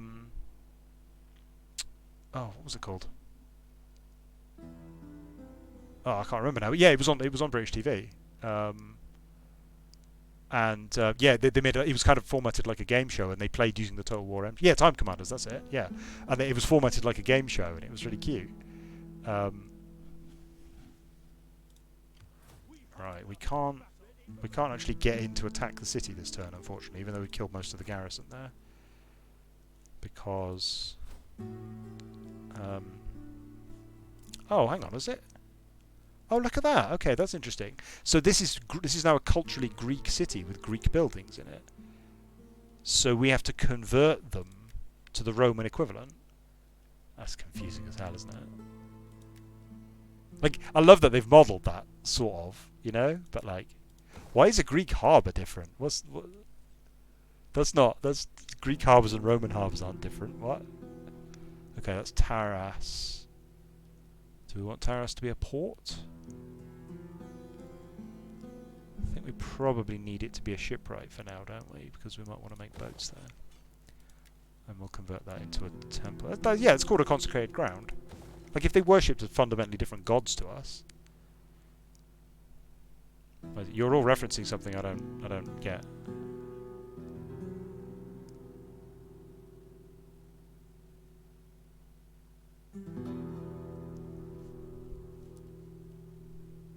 We can build something else here. What we're going to build?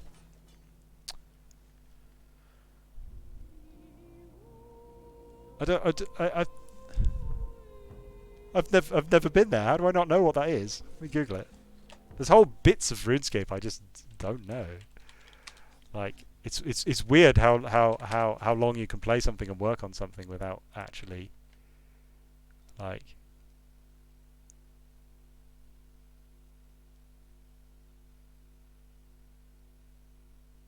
You just go there for regicide.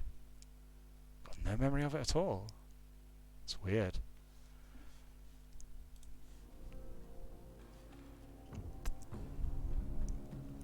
Yeah, I never want to do like like, I have incredibly detailed knowledge of aspects of RuneScape, but then like really weak knowledge of other aspects of RuneScape. I never want to do one of the, like, you can imagine doing like a game show where we do like RuneScape general knowledge versus players, and I just get crushed. I get completely destroyed. Okay, we could... What can we build? We could build some Italian immigrants. What does that mean? Or we could build some industry, or we could build a public forum.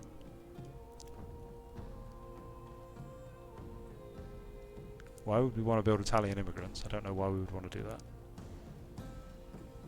Let's build one of those. That sounds fine. Don't know what that is really.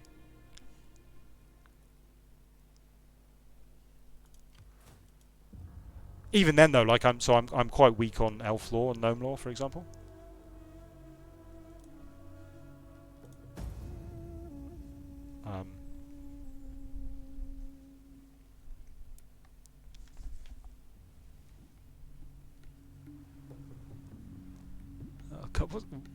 What? Why were Carthage up there?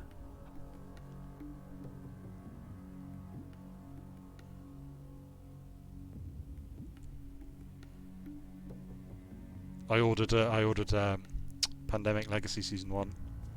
Since Amazon is shutting down, I thought I'd better order it now. I've never played it. Thought it was topical. Surprised there was any in stock on Amazon. You'd think they'd all be...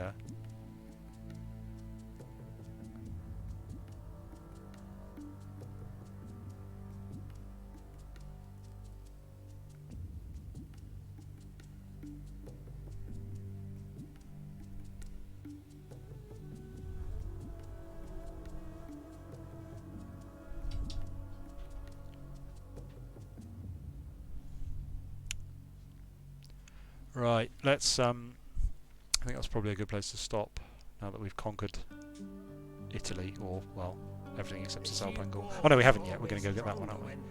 The Deorsi, who are they? No, I don't want a non-aggression pact with you. Why would I want that? I'm going to come crush you.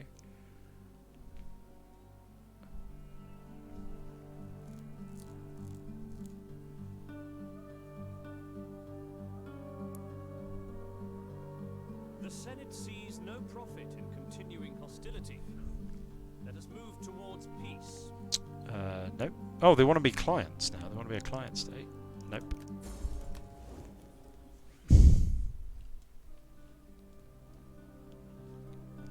Gonna crush them. Definitely not gonna play this battle. Oh, cavalry recruitment. Or +2 experience. Yeah, let's do that. Not sure we're going to recruit anyone there. What happened historically in 267? King Antigonus II has to deal with a rebellion by Athenian-led coalition of Spartans. Not assholes. Spartans are funny. I like Spartans. Let's talk about that when we go to Sparta. One day when we get to Sparta. Let's go. Let's just auto-resolve that. Okay, so here we can like win in a way that conserves more of our forces. That's a good idea.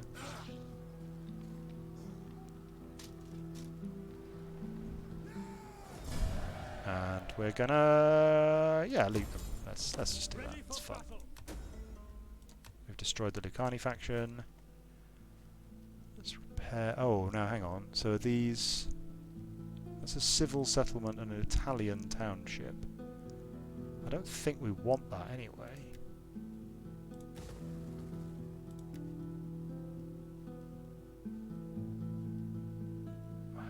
So it's a civil. What's this? So there's 3 different kinds of. If you don't have a special kind of like food, then there's a special. You can build one of 3 different kinds of towns, and they're all like slightly different. That one gets +1 growth. That sounds like a good thing. That one gets +2 growth, but also more money. So what's bad about that one? Less money. Oh, +3% wealth from commerce. Is that what that's showing? But 3% seems like such a tiny amount. And that one gets +1 public order and +1 growth. Yeah, that seems. Let's keep that. That's fine. There we go. Okay, I think that's probably a good place to stop. Let's issue an edict. Oh. Oh, I'm not allowed to. Oh, that's in Total War Warhammer. You can issue 1 edict in every. I must be limited by the size of my empire. Let's have a look. Yeah, I'm only allowed 1 edict because I'm in. So this is my faction size. I'm currently Imperium level 2. I think if I conquer another province, I'll go up to Imperium level 3, and I'll be allowed another faction, probably something like that. Oh, I could have recruited, and should have recruited another governor. Let's do that. Good Roman. No, governor. What? Oh, I'm not allowed to. I'm not allowed to recruit them because I haven't received a scholarship. All right, fine. Technology is weirdly slow. Right, I think that's a good place to stop for now. So if I go look at our objectives, we have conquered those 2, and we have completed the Samnite, Etruscan and Pyhrric Wars. Hooray! So next we're off to the Punic War, so we're going to go conquer Sicily. Yeah. Put those edicts back where you found them, also help me. Obviously the definitive work on Gothics. Alright, I'll save it there, and that's a good place to stop.